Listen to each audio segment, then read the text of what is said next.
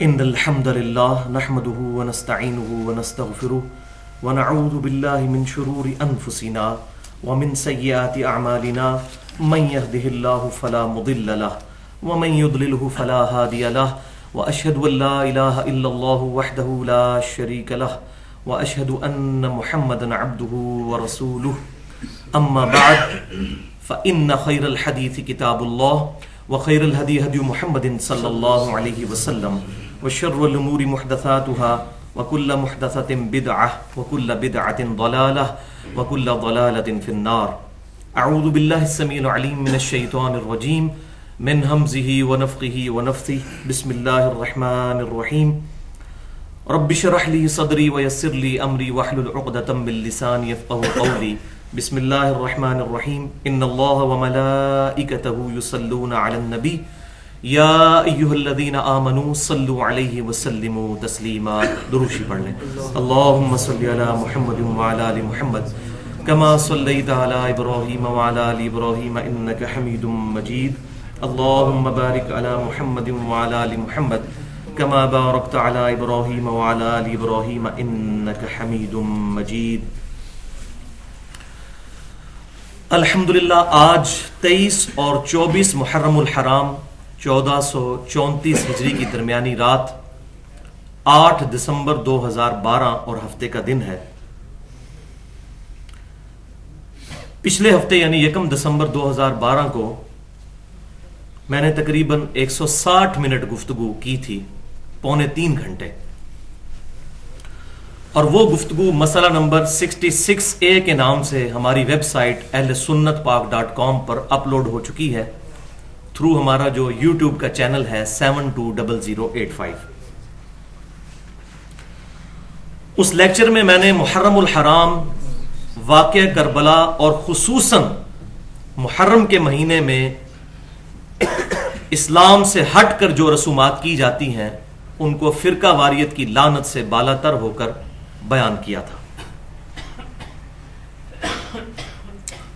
اور 5 اہم علمی پوائنٹس پہ میں نے ان ڈیٹیل ڈسکشن کی تھی کہ کس طریقے سے اہل سنت اور اہل تشیع کے علماء نے سیدنا حسین ابن علی رضی اللہ تعالیٰ عنہ کی فکر کو، خلافت کے قیام کے لیے جو ان کی فکر، جس پہ میرا گولڈن کوٹ ہے کہ فکر حسین تحریک خلافت کی روح ہے، اس کو کس طریقے سے ان علماء نے برباد کیا، اس کو میں نے ڈسکس کیا تھا، اور کوشش کی تھی کہ فکر حسین رضی اللہ تعالیٰ عنہ کو زندہ کر کے رافضیوں کا اور ناصبیوں کا اور یزیدیوں کا تحقیقی جائزہ کیا جائے. الحمدللہ اس لیکچر کے اندر میں نے 2.25 گھنٹے میں جو مجھ پر ایلیگیشن لگائی گئی فکر حسین کے حوالے سے ان کا میں نے علمی جواب بھی دیا تھا، اور یہ بات بتائی تھی کہ یہ سارے کا سارا چکر جو ہے مولویوں کی روٹی کا ہے جو حق بات کو چھپاتے ہیں. اور قرآن پاک کی روح سے سورۃ البقرہ کی آیت نمبر 159 اور 160 کے تحت میں نے بتایا تھا کہ حق بات چھپانے والے پر اللہ کی لعنت اور تمام لعنت کرنے والوں کی لعنت ہے، والعیاذ باللہ تعالی. بھائیو، میری باتیں جو ہیں وہ تحریر کی شکل میں پوری دنیا میں سامنے آ چکی ہیں الحمدللہ، لیکچرز کی شکل میں. تو میں وہی جملہ بولوں گا جو مولانا مودودی رحمۃ اللہ علیہ المتوفا 1979 ہجری کہا کرتے تھے، 1979 عیسوی، کہ میری باتیں چھپی ہوئی نہیں ہیں، چھپی ہوئی ہیں. بالکل اس طریقے سے ہم نے جو فکر حسین کو زندہ کرنے کی کوشش کی ہے، اور ظاہر ہے کہ یہ کوشش اس وقت کی ضرورت بھی ہے اگر امام مہدی رضی اللہ تعالی عنہ کی دعوت کو لبیک کہنا ہے تو، ورنہ جو شخص یزید کو صحیح مانے گا وہ کبھی بھی سیدنا امام مہدی کو صحیح مان ہی نہیں سکتا. وہ کبھی یزیدی نہیں ہوں گے، وہ اپنے والد سیدنا حسین ابن علی رضی اللہ تعالیٰ عنہ کی نسل میں سے ہوں گے، اور انشاءاللہ حسینی منہج پر ہوں گے. تو الحمدللہ میرا جو اخلاص ہے وہ لیکچرز میں بالکل سامنے ہے، کوئی اس میں فخر والی بات نہیں ہے، حق بات بالکل واضح ہے. ساتھ ہی ساتھ میں نے پچھلی دفعہ 2 پرسنالٹیز کی جو علمی خدمات ہیں ان پر ان ڈیٹیل ڈسکشن کی تھی. ان میں سے پہلی شخصیت مولانا مودودی رحمۃ اللہ علیہ کی المتوفا 1979 عیسوی، اور ان کی جو شعراء آفاق کتاب ہے خلافت اور ملوکیت، اس کو میں نے انٹلیکچولی ڈیٹیل کے ساتھ ڈسکس کیا تھا ٹیکنیکلی. ان سے جو غلطیاں ہوئی اس کتاب کے اندر وہ اپنی جگہ، خصوصاً جو مجھے گلا ہے اس میں کہ انہوں نے امام ابو حنیفہ رحمۃ اللہ علیہ اور امام ابو یوسف رحمۃ اللہ علیہ کے بارے میں کافی حد تک شاید غلو سے کام لیا، اور محدثین کی جو جرح تھی ان پر وہ انہوں نے نقل نہیں کی.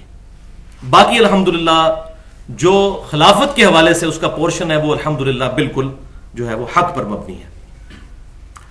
اور دوسری شخصیت دور حاضر میں فن حدیث کے ماہر اور اسماء و رجال میں سمجھتا ہوں عرب و عجم میں وہ امام ہیں، بلکہ بعض حوالے سے شیخ ناصر الدین البانی المتوفا 1999 عیسوی ان سے بھی وہ فوقیت رکھتے ہیں.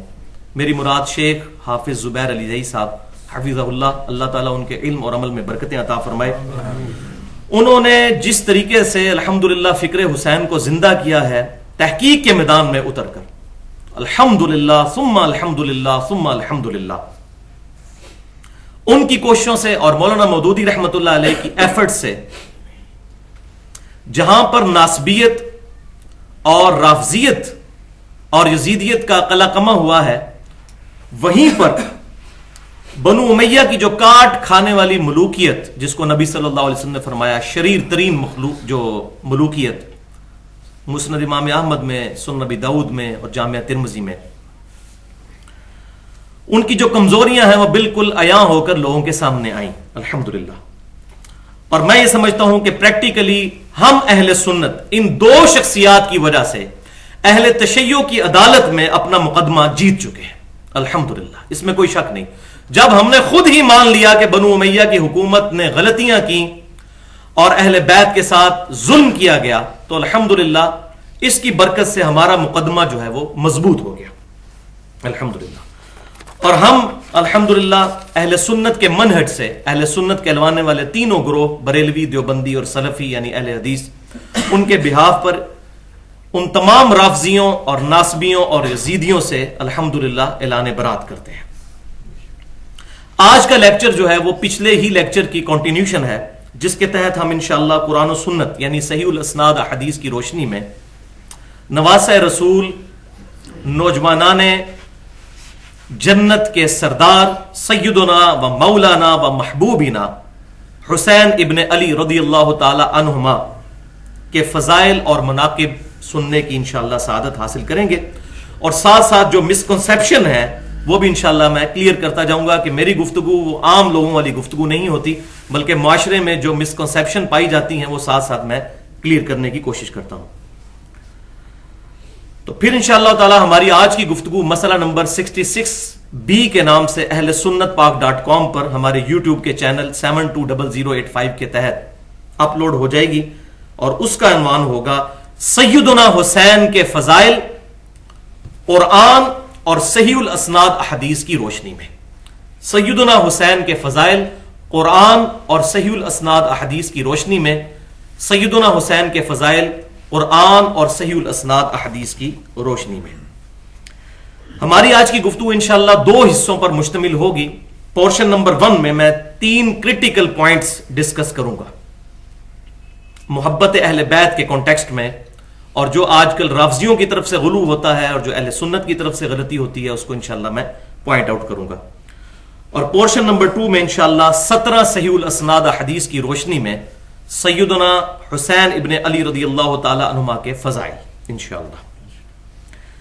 بھائیو، آج کا لیکچر جو ہے اہل سنت کی ان تمام کتابوں پر مشتمل ہوگا جس پر اہل سنت کہلوانے والے تینوں گروہ بریلوی، دیوبندی اور سلفی یعنی اہل حدیث متفق ہیں. گفتگو کا ردم برقرار رکھنے کے لیے میں صرف کریٹیکل احادیث کے پورے ریفرنس بتاؤں گا کہ اس کا انٹرنیشنل نمبر یہ ہے، باقی ویسے ہی میں بتاتا جاؤں گا یہ صحیح بخاری میں ہے یا صحیح مسلم میں، وہ آسانی سے مل جاتا ہے فضائل اہل بیت والے چیپٹر میں وہ احادیث. اور تمام احادیث کے نمبر بیروت اور علماء حرمین کی انٹرنیشنل نمبرنگ کے مطابق ہوں گے. اور پھر بھی اگر کسی کو کوئی ریفرنس چاہیے ہو تو وہ درس کے اینڈ پر پوچھ سکتا ہے یا مجھے ای میل کر سکتا ہے mirza_95@yahoo.com پر. اور یہ گفتگو جو ہے یہ ریٹن فارم میں بھی ہماری طرف سے چھپ چکی ہے. اہل سنت پاک .com پر 2 ریسرچ پیپر رکھے ہوئے ہیں. ریسرچ پیپر نمبر 5A رافضیت، ناسبیت اور یزیدیت کا تحقیقی جائزہ، اور ریسرچ پیپر نمبر 5B واقعہ کربلا کی اسلامی تاریخ 40 صحیح الاسناد احادیث کی روشنی میں جو اہل سنت کی کتابوں سے ہے الحمدللہ، اور ان میں سے بھی اکثر احادیث بخاری اور مسلم اور باقی مستند کتابوں سے ہیں. تو یہ الحمدللہ دونوں ریسرچ پیپر رکھے ہوئے ہیں. درس کے اینڈ پہ جس کو چاہیے ہو مل سکتے ہیں، مختصر سے ہیں لیکن اس پہ پورے ریفرنسز الحمدللہ ان احادیث کے لکھے ہوئے ہیں.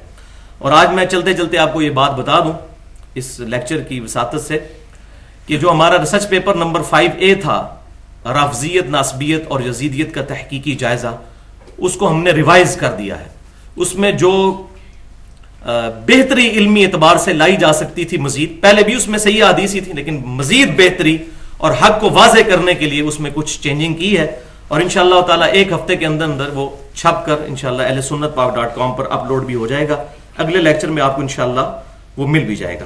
تو اللہ کا نام لے کر لیکچر کے پہلے حصے کی طرف آتے ہیں. پہلے ایک دفعہ دروشی پڑھ لیجئے. اللہم صلی علی محمد وعلی آل محمد کما صلیت علی ابراہیم وعلی آل ابراہیم انک حمید مجید. اللہم بارک علی محمد وعلی آل محمد کما بارکت علی ابراہیم وعلی آل ابراہیم انک حمید مجید. لیکچر کا پہلا حصہ 3 کریٹیکل پوائنٹس پر مشتمل ہے، جس میں سے پوائنٹ نمبر 1 یہ ہے کہ بھائیو قرآن پاک میں ایک آیت ایسی ہے کہ جو آج کے دور میں اس کا ترجمہ اور تفسیر جو ہے وہ اہل سنت اور اہل تشیع کے درمیان کنٹراورشل ہو چکا ہے. تو میں چاہ رہا ہوں کہ آج حق کو بالکل واضح کر کے لوگوں کے سامنے پیش کروں تاکہ نہ تو اہل سنت 2 نمبری کر سکیں اور نہ اہل تشیع. اور وہ ہے سورہ الشورى کی آیت نمبر 23. اعوذ باللہ من الشیطان الرجیم بسم اللہ الرحمن الرحیم. قل لا اسألکم علیہ اجرا الا المودۃ فی القربى. اے محبوب صلی اللہ علیہ وسلم آپ فرما دیجئے کہ میں جو کتاب و سنت کی دعوت تمہیں پیش کر رہا ہوں اس کے عوض تم سے کوئی اجر نہیں مانگتا سوائے اس کے کہ تم میری قریبی رشتہ داری کا خیال رکھو. یہ ہو گیا اس کا ترجمہ. اس آیت کے کانٹیکسٹ میں امیر المؤمنین فی الحدیث سیدنا امام بخاری رحمۃ اللہ علیہ المتوفى 256 ہجری اپنی شورى آفاق تالیف صحیح بخاری میں انٹرنیشنل نمبرنگ کے مطابق 4818 نمبر حدیث اسی آیت کے کانٹیکسٹ میں لے کر آئے اور اس آیت کو انہوں نے اپنے باب کا عنوان بھی بنایا. قل لا اسألکم علیہ اجرا الا المودۃ فی القربى. وہاں پر ابن عباس رضی اللہ تعالیٰ عنہ کا ایک قول انہوں نے صحیح سند کے ساتھ ظاہر بخاری میں نقل فرمایا کہ امام بخاری رحمۃ اللہ علیہ کہتے ہیں کہ ابن عباس رضی اللہ تعالیٰ عنہ سے کسی نے آ کے پوچھا کہ یہ جو قرآن میں آیت ہے قل لا اسألکم علیہ اجرا الا المودۃ فی القربى، اس کی تفسیر کیا ہے؟ تو وہیں پر سیدنا ابن عباس کے شاگرد بیٹھے ہوئے تھے سیدنا سعید بن جبیر تابعی رحمۃ اللہ علیہ. انہوں نے کہا کہ یہ الا المودۃ فی القربى سے مراد آل محمد ہے صلی اللہ علیہ وسلم، اہل بیت ہے. تو سیدنا ابن عباس رضی اللہ تعالیٰ عنہ نے ان کو ٹوکتے ہوئے فرمایا کہ تم نے اس کی تفسیر کرنے میں جلدی کی ہے. قریش میں کوئی ایسا خاندان نہیں ہے جس کے ساتھ نبی صلی اللہ علیہ وسلم کی رشتہ داری نہ ہو. دراصل اس آیت کی تفسیر یہ ہے کہ نبی صلی اللہ علیہ وسلم کو یہ حکم دیا گیا کہ آپ صلی اللہ علیہ وسلم قریش سے یہ کہیں کہ چونکہ میں بنو ہاشم سے ہوں اور پیچھے بھی جا کر چین جو ہے وہ ملتی ہے، قریش سے ہوں، تو یہ جو دعوت و تبلیغ کا میں کام کر رہا ہوں اس پر تم مجھ پر مظالم ڈھا رہے ہو، میں کوئی اس کے عوض تم سے کوئی معاوضہ تو طلب نہیں کرتا، لیکن کم از کم جو تمہاری اور میری رشتہ داری ہے اس رشتہ داری کا ہی خیال کرتے ہوئے میرے ساتھ حسن سلوک کرو. یہ ابن عباس نے تفسیر اس کی ارشاد فرمائی. یہ تھی اس آیت کی تفسیر تعویل خاص کے اعتبار سے. لیکن یاد رکھیے قرآن پاک کی آیات جو ہیں یہ یونیورسل ہیں، یہ خاص موقع پر ضرور نازل ہوئی ہوتی ہیں لیکن ان کا حکم جو ہے وہ قیامت تک کے لیے ہوتا ہے. تعویل عام کے اعتبار سے واقعی اس آیت کی ایک تفسیر یہ بھی بنتی ہے جس پر اہل سنت اور اہل تشیع کے تمام بڑے علماء کا اتفاق ہے، اور اپنی کتابوں میں فضائل اہل بیت والے کانٹیکسٹ میں یہ آیت کوٹ کرتے آئے ہیں کہ اس آیت سے اجتہاداً تاویل عام کے اعتبار سے اہل بیت کے فضائل بھی ثابت ہوتے ہیں، اور بات بھی لاجیکل ہے۔ وہ کیوں کہ بھائیو، اگر نبی صلی اللہ علیہ وسلم کافروں کو یہ کہہ رہے ہیں اس آیت میں قُلْ لَا أَسْأَلُكُمْ عَلَيْهِ أَجْرًا إِلَّا الْمَوَدَّةَ فِي الْقُرْبَى، اے نبی آپ فرما دیجئے ان کافروں سے کہ میں اس تبلیغ کے اجر میں تم سے کچھ نہیں مانگتا سوائے اس کے کہ میرے ساتھ جو تمہاری رشتہ داری ہے اس کے خیال رکھو۔ اگر نبی صلی اللہ علیہ وسلم کافروں سے یہ حق مانگ رہے ہیں کہ میری رشتہ داری کی وجہ سے مجھ سے حسن سلوک کرو، تو بھائیو بدرجہ اولا رسول اللہ کی نسبت کی وجہ سے آپ صلی اللہ علیہ وسلم کے اہل بیت کے ساتھ حسن سلوک کرنا اس سے بھی زیادہ ضروری ہے۔ جب کافروں سے وہ حسن سلوک مانگ رہے ہیں تو ہم مسلمانوں سے طلب نہیں کریں گے کہ ہم آپ صلی اللہ علیہ وسلم کی نسبت کی وجہ سے اہل بیت کے ساتھ محبت کریں۔ الحمدللہ۔ اور بھائیو، اس نظریے کی سپورٹ میں ایک صحیح حدیث موجود ہے۔ جامعہ ترمذی میں انٹرنیشنل نمبرنگ کے مطابق فضائل اہل بیت والے چیپٹر میں 3799 3789، اور یہ حدیث المستدرک للحاکم میں بھی موجود ہے صحیح سند کے ساتھ، اور امام ذہبی رحمۃ اللہ علیہ نے بھی موافقت کی ہوئی ہے۔ زبردست حدیث۔ نبی صلی اللہ علیہ وسلم نے فرمایا، اللہ نے جو تمہیں نعمتیں دی ہیں ان نعمتوں کی وجہ سے تم اللہ سے محبت کرو کہ تمہیں وہ نوازتا ہے، اور اللہ کی نسبت کی وجہ سے مجھ سے محبت کرو کہ میں اللہ کا رسول ہوں صلی اللہ علیہ وسلم، اور میری نسبت کی وجہ سے میرے اہل بیت کے ساتھ محبت کرو کہ ان کی نسبت میرے ساتھ ہے۔ تو لہٰذا اس آیت کی تعویل عام میں یہ حدیث بھی مل گئی الحمدللہ، اور اس حدیث کو مزید تقویت ملتی ہے صحیح بخاری میں سیدنا امیر المؤمنین ابو بکر صدیق رضی اللہ تعالیٰ عنہ کا مبارک قول، صحیح بخاری میں انٹرنیشنل نمبرنگ کے مطابق 3751، اور امام بخاری کا ویژن دیکھیں کہ اس حدیث کو سیدنا حسن اور حسین کے چیپٹر میں لے کے آئے، ان کے فضائل والے سیدنا ابو بکر صدیق کے قول کو، حدیث موقوف ظاہر صحابی کا قول۔ سیدنا ابو بکر نے فرمایا، محمد صلی اللہ علیہ وسلم کی محبت کو محمد صلی اللہ علیہ وسلم کے اہل بیت کی محبت میں تلاش کرو۔ الحمدللہ، ان سے بڑا کس کا فتویٰ ہو سکتا ہے؟ اس آیت کی یہ تفسیر بھی طویل عام کے اعتبار سے یہ صحیح بخاری والی روایت اس کو سپورٹ کر رہی ہے۔ الحمدللہ ثم الحمدللہ۔ تو نبی صلی اللہ علیہ وسلم کی محبت تو ہمارے ایمان کا حصہ ہے۔ صحیح بخاری اور مسلم کی متفق علیہ حدیث ہے کتاب الایمان چیپٹر میں، تم میں سے کوئی بھی اس وقت تک مؤمن ہی نہیں ہو سکتا جب تک کہ میں اسے اس کے ماں باپ اولاد سب لوگوں سے بڑھ کر عزیز نہ ہو جاؤں۔ اور سیدنا ابو بکر صدیق صحیح بخاری میں روایت ہم نے سن لی، انہوں نے کہا کہ نبی صلی اللہ علیہ وسلم کی محبت کو اہل بیت کی محبت میں تلاش کرو۔ کسی مولوی کے فتوے کی ضرورت نہیں بھائیوں، کسی مکتبہ فکر کے فرقہ واریت پھیلانے والے مولوی کے فتوے کی ضرورت نہیں۔ سیدنا ابو بکر صدیق جو اس امت میں نبی صلی اللہ علیہ وسلم کے بعد سب سے افضل شخصیت ہے، ان کا فتویٰ میں الحمدللہ مل گیا۔ اب کسی مولوی کے سرٹیفکیٹ کی ضرورت نہیں ہے اہل بیت کی محبت کے اعتبار سے الحمدللہ۔ لیکن مسئلہ یہ ہے بھائیوں کہ ہمارے انڈیا پاکستان کا کلچر اتنا برا ہے کہ یہاں کوئی شخص اگر کوئی اہل بیت کی بات کرنا شروع کر دے اس کو کہتے ہیں یہ تو شیعہ ہو گیا، اگر کوئی توحید کی بات کرنا شروع کر دے اس کو کہتے ہیں یہ وہابی ہو گیا، اگر کوئی صحابہ کی بات کرنی شروع کر دے اس کو کہتے ہیں یہ تو دیوبندی ہو گیا، اور اگر کوئی نبی صلی اللہ علیہ وسلم کی محبت کی بات کرے تو کہتے ہیں یہ بریلوی ہو گیا۔ یہ ایسے ٹوٹکے مولویوں نے اپنی روٹی چلانے کے لیے بنائے ہوئے ہیں کہ لوگوں کو اس طریقے سے حق بات سے دور کرتے ہیں۔ کوئی قرآن سے آیت پڑھ رہا ہے ایاک نعبد و ایاک نستعین، تو اس کو کہتے ہیں تو وہابیوں والی باتیں کر رہا ہے۔ اب یہ قرآن وہابیوں نے لکھا ہوا ہے، یہ قرآن و سنت کی بات ہو رہی ہے۔ اسی طریقے سے اگر میں بخاری مسلم سے فضائل اہل بیت پر اور بنو امیہ کی جو ظالم حکومت ہے اس کے اوپر بات کرتا ہوں تو پہلے بخاری مسلم کا رد کریں، میں اپنی طرف سے یہ باتیں کر رہا ہوں، معاذ اللہ استغفر اللہ۔ تو اس ایشو کو کل کرنے کے لیے اس امت میں اہل سنت کے بہت بڑے امام امام محمد بن ادریس شافعی رحمت اللہ علیہ المتوفى 204 ہجری، جو امام اہل سنت امام احمد بن حنبل المتوفا 241 ہجری ان کے بھی استاد ہیں. ان کے عربی کے شعر اس سارے ایشو کو کل کر دیتے ہیں، جو صحیح سند کے ساتھ تمام اسماء و رجال کی کتابوں میں موجود ہے.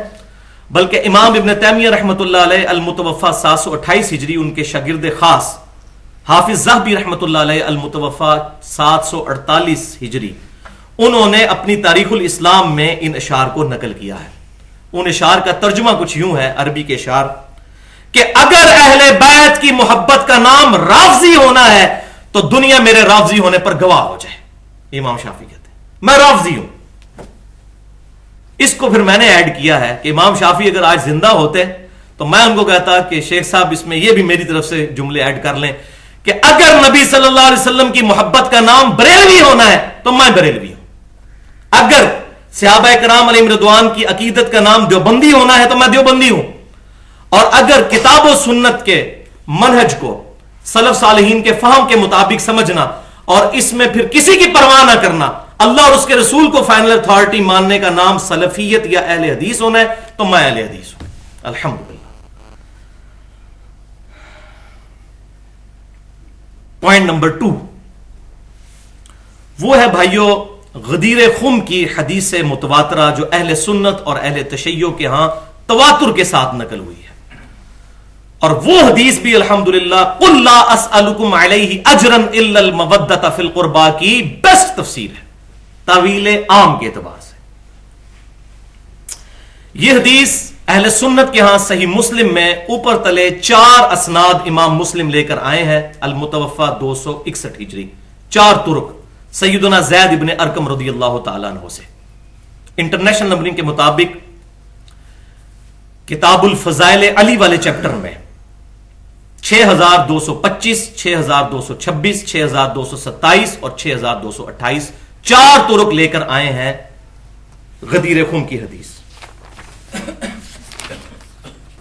یہ کچھ تابعین، یہ صحیح مسلم میں پڑھنے لگا، کچھ تابعین سیدنا زید ابن ارقم رضی اللہ تعالیٰ عنہ کے پاس آئے اور کہا کہ آپ کتنے خوش نصیب ہیں کہ آپ رضی اللہ تعالیٰ عنہ نے نبی صلی اللہ علیہ وسلم کی صحبت کی، آپ صلی اللہ علیہ وسلم کے پیچھے نمازیں پڑھی، آپ صلی اللہ علیہ وسلم کی میت میں جہاد کیا، کتنے خوش نصیب ہیں آپ.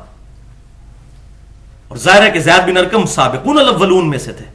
دار ارقم جس کے نام پر جماعت اسلامی والوں نے سکول بنائے ہوئے ہیں، دار ارقم وہ جگہ تھی جہاں پر مکے میں نبی صلی اللہ علیہ وسلم دعوت و تبلیغ کا کام جس گھر میں کیا کرتے تھے. جس طرح ہم مسجدوں کے مولویوں کے شر سے بچ کے یہاں اپنی اکیڈمی میں بیٹھے ہوئے ہیں. وہ حق بات تو کوئی نہیں کرنے دیتا اپنی مسجدوں میں، کہتے پہلے فرقے کی بات کرو پھر اگلی بات سنیں گے، پہلے اپنے آپ کو ڈکلیئر کرو کسی فرقے کے ساتھ. کتنی بڑی یہ نحوست پڑ چکی ہے امت کے اوپر. تو زید بن ارقم سے ان تابعین نے کہا کہ آپ کوئی حدیث بیان کیجئے جو آپ کو حضور صلی اللہ علیہ وسلم سے یاد ہو، سنی ہوئی. تو آپ رضی اللہ تعالیٰ عنہ نے کہا کہ میں بوڑھا ہو چکا ہوں، کافی ساری باتیں سنی، بھول بھی گیا، لیکن ایک خاص بات مجھے یاد ہے، وہ مجھ سے سن لو. اور وہ سنائی کیوں کہ یہ بنو امیہ کا دور تھا، انہوں نے پرٹیکولر وہی روایت سنائی جو سنانی چاہیے تھی اس وقت.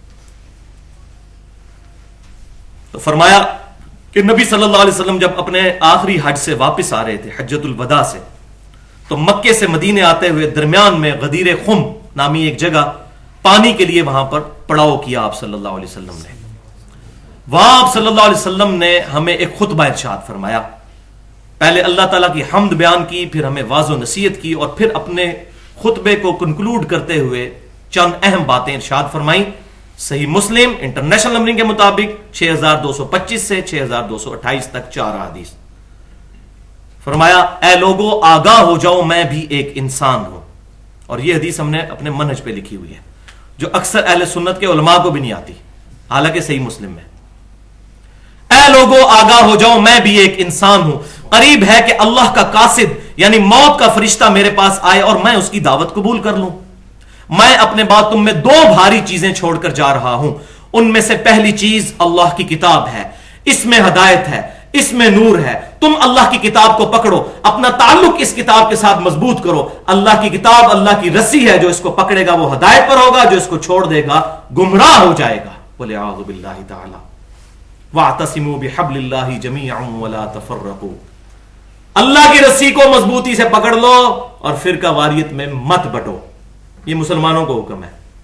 تو اس سے میں نے یہ مسئلہ نکالا ہے کہ جو قرآن کی دعوت سے دور ہوگا وہی فرقہ پرست ہوگا، اور جو فرقہ پرست ہوگا وہ قرآن سے دور کر دیا جائے گا، کیونکہ یہی تو انسٹرومنٹ ہے امت کو جوڑنے والا، کامن بانڈ. پھر زید بن ارقم کہتے رہے آپ صلی اللہ علیہ وسلم ہمیں ترغیب دلاتے رہے، ابھارتے رہے، اللہ کی کتاب، اللہ کی کتاب، اللہ کی کتاب. اور پھر فرمایا دوسری چیز میرے اہل بیت ہیں، میں اپنے اہل بیت کے معاملے میں تمہیں اللہ سے ڈراتا ہوں، میں اپنے اہل بیت کے معاملے میں تمہیں اللہ سے ڈراتا ہوں. 2 دفعہ ارشاد فرمایا. بعض روایتوں میں آتا ہے 3 دفعہ، یعنی میرے بعد ان کے ساتھ حسن سلوک کرنا. پکڑنا کتاب اللہ ہی کو ہے، اہل بیت کے ساتھ حسن سلوک کرنا ہے، کیونکہ آپ صلی اللہ علیہ وسلم کو یہ غیبی خبر دی جا چکی تھی کہ آپ کی وفات کے بعد آپ کی امت اہل بیت کے ساتھ برا سلوک کرے گی. اور یہ خطبہ آپ نے غدیر خم پر دیا جہاں صرف اہل مدینہ اور اہل شام باقی رہ گئے تھے، باقی سب لوگ جا چکے تھے. اور انہی شامیوں نے جنگ صفین میں سیدنا علی کے ساتھ بغاوت کرنی تھی، اور انہی لوگوں نے پھر مدینے کی حرمت بھی پامال کرنی تھی واقعہ حرہ کے اندر. تو آپ صلی اللہ علیہ وسلم ان کو ڈرا رہے تھے. انہی شامیوں نے سیدنا حسین ابن علی کو بھی شہید کیا. تو آپ صلی اللہ علیہ وسلم نے ان کو ڈرایا کہ میں اپنے اہل بیت کے معاملے میں تمہیں اللہ سے ڈراتا ہوں، ڈر جاؤ. اور یہ حدیث اہل سنت کی جب باقی کتابوں میں آتی ہے صحیح سند کے ساتھ، 3 کتابوں کے ریفرنس، جامعہ ترمذی انٹرنیشنل نمبرنگ کے مطابق 3713، کتاب السنہ امام ابو بکر ابن ابی عاصم رحمت اللہ علیہ المتوفى 287 ہجری، پہلے 300 سال کے مسلمانوں میں سے بڑے امام، اور مشکل الاثار امام طحاوی المتوفى 321 ہجری. تینوں لے کے آئے آگے روایت کہ آپ صلی اللہ علیہ وسلم نے پھر اس موقع پر سیدنا علی ابن ابی طالب رضی اللہ تعالیٰ عنہ کا ہاتھ پکڑ کر یوں بلند کیا اوپر کی طرف، اور پھر آپ صلی اللہ علیہ وسلم نے آیت تلاوت کی النبی اولا بالمؤمنین من انفسہم، کہ نبی صلی اللہ علیہ وسلم مومنین کی جانوں سے بھی زیادہ ان پر حق رکھتے ہیں. پھر فرمایا کہ کیا تم اللہ اور اس کے رسول کو سب سے بڑھ کر محبوب سمجھتے ہو؟ سب نے کہا بلا یا رسول اللہ صلی اللہ علیہ وسلم. پھر آپ نے سیدنا علی کا ہاتھ پکڑ کے کہا من کنت مولاہ فہذا علی مولاہ، پھر جس کا دلی محبوب میں ہوں اس کا دلی محبوب سیدنا علی بھی ہونے چاہیے. مولا سے مراد مشکل کشا نہیں ہے، دلی محبوب عربی میں، جیسا کہ ہم اپنے مولویوں کو بھی کہتے ہیں مولانا فلاں مولانا فلاں، دلی محبوب، کیونکہ آپ نے سامنے ساتھ آیت بھی پڑھی کہ مومنین کی جانوں سے زیادہ حقدار ہے ان پر نبی صلی اللہ علیہ وسلم محبت کی وجہ سے.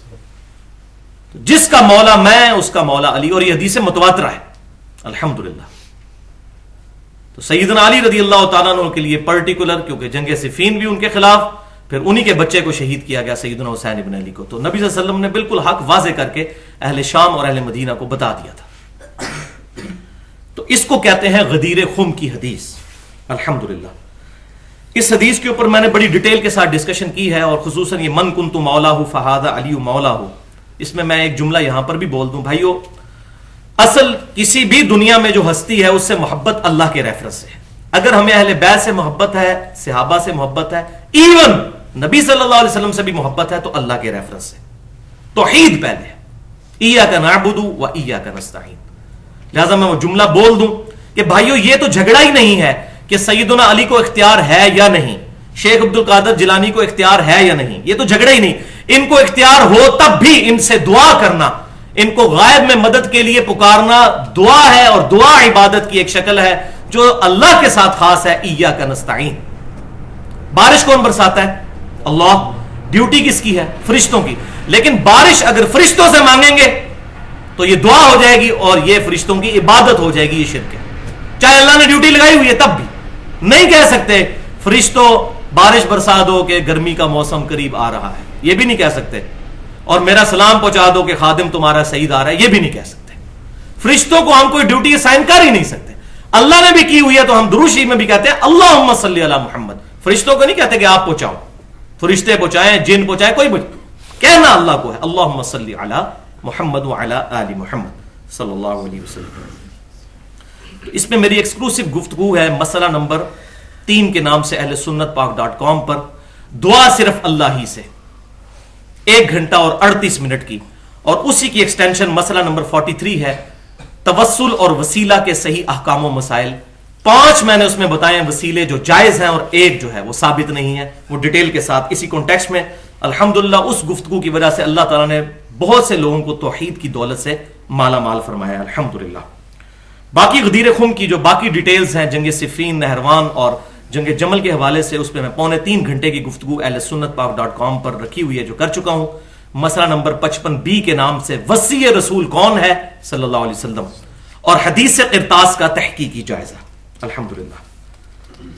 اب آ جائیے بھائیو تیسرے اور آخری پوائنٹ کی طرف، پھر اس کے بعد انشاءاللہ 17 حدیثیں اور پھر ہمارا یہ درس کنکلوڈ ہو جائے گا. یہ بہت کریٹیکل پوائنٹ ہے. اہل سنت اور اہل تشیع کے درمیان یہ بون آف کنٹینشن بنا ہوا ہے اور وہ ہے اہل بیت کی ٹرم کے بارے میں کہ اہل بیت کی اصطلاح کن لوگوں پر بولی جائے گی.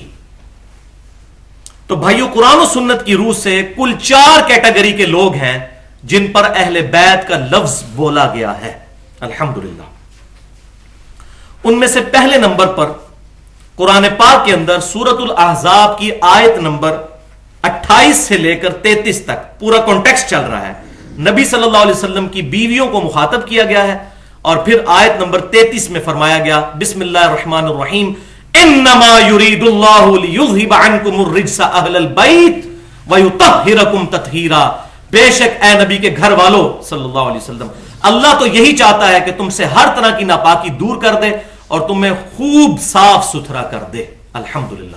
یہ اہل بیت کے بارے میں نازل ہوئی اور پرٹیکولر قرآن کے کانٹیکسٹ میں نبی صلی اللہ علیہ وسلم کی ازواج کے بارے میں، کیونکہ بھائیو یہ تو ظلم ہے کہ حضرت فاطمہ رضی اللہ تعالیٰ عنہ اہل بیت میں شامل ہوں اور ان کی والدہ محترمہ جو سیدنا علی سے بھی پہلے ایمان لے کر آئیں سیدہ خدیجہ رضی اللہ تعالیٰ عنہ، وہ اہل بیت میں شامل ہی نہ ہوں جنہوں نے حضور کے لیے اتنی قربانیاں دی. ان کے بعد سیدنا علی ایمان لے کر آئے، پھر سیدنا زید بن حارثہ اور پھر سیدنا ابوبکر صدیق رضی اللہ تعالیٰ عنہم اجمعین. تو پہلے نمبر پر سیدہ خدیجہ ایمان لے کر آئیں تو وہ بھی اہل بیت میں داخل ہونی چاہیے. تو اس قرآن کی روح سے وہ بھی داخل ہیں. اب عائشہ رضی اللہ تعالیٰ عنہ بھی داخل ہے. لیکن مسئلہ یہ ہے کہ ہمارے جو اہل سنت کے مولوی ہیں وہ اپنے دلائل تو پیش کرتے ہیں لیکن ان کے دلائل کا تجزیہ نہیں کرتے. تو اس آیت کے حوالے سے ان کا بہت سٹرونگ پوائنٹ ہے اہل تشیع کا جو میں چاہ رہا ہوں یہاں پر ایڈریس کر دوں. ان کا کہنا یہ ہے کہ نبی صلی اللہ علیہ وسلم کی بیویوں سے جو گفتگو آیت نمبر 28 سے شروع ہوئی وہ تمام کے تمام مونس کے سیغے ہیں، لیکن یہ سیغہ مذکر کا آیا ہے انما یرید اللہ لیذھب عنکم الرجس اہل البیت. ان کننا نہیں آیا، تو یہ تو مونس کا سیغہ ہے ہی نہیں ہے، یہ تو مذکر کا سیغہ ہے. اگر حضور کی بیویوں کو خطاب ہوتا تو یہاں پہ مونس کا سیغہ ہونا چاہیے تھا. اور مولویوں کو دو جواب انہوں. تو بھائیوں یہ بات یاد رکھیں، یہ عربی کا اسلوب ہے. یہ بات میں اہمیت کو واضح کرنے کے لیے یہ عربی میں اسلوب اڈاپٹ کیا جاتا ہے. مثال کے طور پر نبی صلی اللہ علیہ وسلم کے بارے میں اللہ تعالیٰ نے سورۃ الاحزاب میں فرمایا انا ارسلناک شاہدا ومبشرا ونذیرا وداعیا الی اللہ باذنہ وسراجا منیرا. بے شک ہم نے بھیجا ہے آپ کو. ہم تو جمع کا صیغہ ہے، اللہ تو واحد ہے، لیکن اللہ تعالیٰ نے اپنا شاہانہ انداز اڈاپٹ کیا ہے کہ ہم نے بھیجا ہے. تو یہ محاورتاً ہے، یہ ہم واحد کے لیے ہی، اللہ تعالیٰ ایک ہی ہے اس کے لیے استعمال ہوا. جیسا کہ شستہ اردو میں ہماری جو لکھنؤ اور بریلی کی اردو ہے اس میں بھی لوگ عام لوگ بھی کہتے ہیں ہم فلاں جگہ گئے اور ہم نے یہ کہا اور ہم نے یہ کہا. ہم نے بھیجا آپ کو خوشخبری دینے والا، گواہ، خوشخبری دینے والا اور ڈر سنانے والا اور اللہ کے اذن سے اللہ کی طرف بلانے والا اور ایسا سورج جو چمکا دینے والا سورج، نور ہدایت آپ صلی اللہ علیہ وسلم کی مبارک ساتھ. لیکن پرٹیکولر یہ جو اہل بیت کے حوالے سے الحمدللہ ایک آیت اور بھی قرآن میں موجود ہے جو واضح کر دے گی کہ اہل بیت کے لیے مذکر کا صیغہ قرآن میں اس کی علاوہ بھی ایک اور جگہ پرٹیکولر استعمال ہوا ہے جس پہ اہل تشیع کو بھی کوئی اعتراض نہیں ہوگا انشاءاللہ. وہ قرآن پاک میں سورہ ہود کی آیت نمبر ہے 73 جو میں نے پچھلی دفعہ وہ ماتم والے کانٹیکسٹ میں بھی بیان کیا تھا. سورہ الزاریات کے حوالے سے فسکت وجہہا کہ سیدہ سارہ نے اپنا چہرہ جو ہے وہ پیٹا حیرانگی کی وجہ سے یا دکھ کی وجہ سے کہ اب بڑھاپے میں مجھے سیدنا اسحاق کی بشارت دی جا رہی ہے. یہی واقعہ سورہ ہود میں بھی آیا ہے. وہاں پر فرشتے جو ہیں وہ سیدہ سارہ کو جب یہ بشارت دیتے ہیں تو ان کی جو حیرانگی ہے اس کو دور کرتے ہوئے وہ کہتے ہیں رحمت اللہ وبرکاتہ علیکم اہل البیت انہ حمید مجید، کہ اللہ کی رحمت اور برکتیں نازل ہوں تم پر اے اہل بیت، اور بے شک اللہ تعالیٰ اپنی ذات میں خود ستودہ صفات ہے۔ تو یہاں بھی علیکم کا لفظ استعمال ہوا، مذکر کا صیغہ استعمال ہوا اہل بیت کے لیے، حالانکہ پرٹیکولر گفتگو حضرت سارہ سے ہو رہی تھی۔ تو یہ پروٹوکول کے لیے ہوتا ہے کہ مذکر کا صیغہ استعمال کیا جاتا ہے۔ اگر آپ برا نہ مانے تو میں ایک مثال اس کی دے دیتا ہوں کہ ہماری بیویوں کو بھی جب غصہ چڑھتا ہے نا تو وہ بھی پھر وہ مردوں والے صیغے استعمال کرتی ہیں، ان کو نہیں اس وقت، کیونکہ یہ مرد ڈومیننٹ ہے نا، الرجال قوامون علی النساء۔ تو یہ ڈومیننٹ فکرے کو کرنے کے لیے مونس کے لیے بھی بعض اوقات مذکر کا صیغہ قرآن میں، اور یہ اہل البیت کا لفظ آ گیا، اہل البیت علیکم، علیکم تم پر اہل البیت۔ تو یہ الحمدللہ میں نے اس کانٹیکسٹ میں ان کا رد کر دیا ہے رافضیوں کا۔ پوائنٹ نمبر 2 اس کے اندر جو دوسری کیٹیگری ہے اہل بیت کی، وہ جو غدیر خم کی میں نے حدیث بیان کی زید ابن ارقم والی صحیح مسلم کی 6225 سے 6228 تک، اس کے اینڈ پہ تابعین پوچھتے ہیں کہ یہ اہل بیت سے مراد کیا نبی صلی اللہ علیہ وسلم کی بیویاں ہیں؟ تو زید ابن ارقم کہتے ہیں کہ ہاں وہ تو مراد ہیں ہی ہیں، لیکن یہاں پر غدیر خم پر اہل بیت سے مراد نبی کی بیویاں نہیں ہیں، اگرچہ وہ بھی اہل بیت ہے۔ یہاں پر مراد وہ ہیں جن پر نبی صلی اللہ علیہ وسلم نے قیامت تک کے لیے صدقہ حرام فرما دیا۔ زید ابن ارقم اس حدیث کے راوی خود تفصیل کر رہے ہیں صحیح مسلم میں، اور پھر فرمایا کہ آل جعفر، آل عباس، آل عقیل اور آل علی، ان چاروں کی جو اولاد ہے قیامت تک کے لیے یہ اہل بیت میں الحمدللہ شامل ہے، اگر کرتوت ان کے ٹھیک ہے، ورنہ قرآن کی روح سے نوح علیہ السلام کے بیٹے کو بھی خارج کر دیا گیا، حالانکہ ان کا بگوٹن سن تھا، صلبی بیٹا تھا، لیکن کہا کہ یہ تیرے اہل میں سے نہیں ہے۔ اہل سے ہو تو ظاہر ہے کہ امت سے وہ لوگ افضل ہیں اگر واقعی اپنے اعمال درست کریں تو۔ کیٹیگری نمبر 3 جو ہے وہ اسپیشل پروٹوکول کے ساتھ 4 ہستیاں ایسی ہیں جن کو نبی صلی اللہ علیہ وسلم نے اپنے ساتھ اہل بیت کے طور پر استعمال کیا، وہ انشاءاللہ ڈیٹیل حدیث میں سیدنا حسین کے فضائل کے چیپٹر میں بتا دوں گا۔ یہاں ضمناً بتا دوں کہ صحیح مسلم میں انٹرنیشنل نمبرنگ کے مطابق 6261 نمبر حدیث ہے اہل بیت کے فضائل کے چیپٹر میں، جو اہل سنت اور اہل تشیع کے ہاں کامن حدیث ہے کہ نبی صلی اللہ علیہ وسلم نے اپنی اون کی چادر مبارک جو اوڑھی ہوئی تھی، اما عائشہ راوی ہیں کہ اس چادر کے نیچے سیدنا حسن کو لیا، پھر سیدنا حسین کو لیا، پھر سیدنا علی کو لیا، پھر سیدہ فاطمہ کو لیا، اور پھر اللہ کے حضور یہ آیت پڑھی انما یرید اللہ لیذھب عنکم الرجس اہل البیت ویطہرکم تطہیرا۔ لہذا ہمارے پروفٹ صلی اللہ علیہ وسلم نے اس آیت کے کانٹیکسٹ میں ایکسٹینشن کے طور پر ان 4 ہستیوں کو بھی شامل کیا، اور نبی صلی اللہ علیہ وسلم کو ملا کر 5 جن کو ہم پنجتن پاک کہتے ہیں علم الکلام کی ٹرم میں، کوئی حرج نہیں۔ پنجتن پاک سے مراد ہے شرک سے پاک، برے نظریات سے، سب تن پاک، اور یہ پنجتن خصوصیت کے ساتھ پاک۔ ہاں گناہوں سے پاک اہل سنت کے ہاں صرف عقیدہ انبیاء کرام علیہ السلام کے لیے الحمدللہ، لیکن یہ ضرور ہے کہ اللہ کے نیک بندے جو ہیں وہ کافی حد تک گناہوں سے محفوظ ہو جاتے ہیں، جیسا کہ جس بندے کو واضح پتا ہو کہ میرے سامنے جو بریانی کی پلیٹ ہے اس میں زہر پڑا ہوا ہے، تو چاہے اس کی خوشبو جتنی مرضی اچھی آ رہی ہو، اس کی نظر اس کی برائی کی طرف جاتی ہے، وہ کبھی بھی بریانی کی پلیٹ نہیں کھائے گا۔ اسی طریقے سے جو اللہ سے خوف رکھنے والے لوگ ہیں ان کے سامنے گناہ جتنا بھی مزین ہو کر آئے، بہرحال وہ اس بریانی کی پلیٹ کی طرح اس کو ریجیکٹ کر دیتے ہیں جب وہ اللہ کے عذاب کی طرف نظر کرتے ہیں۔ لہذا گناہوں سے محفوظ ہو جاتا ہے ضرور بندہ ایفرٹ کر کر کے، لیکن معصوم نہیں ہو سکتا، بہرحال لغزش کسی سے بھی ہو سکتی ہے۔ اور چوتھی کیٹیگری جو ہے اعزازی طور پر اہل بیت میں جن لوگوں کو شامل کیا گیا، جن میں ٹاپ آف دا لسٹ واحد صحابی جن کا نام بھی قرآن میں آیا ہے، سیدنا زید ابن حارثہ رضی اللہ تعالیٰ عنہ۔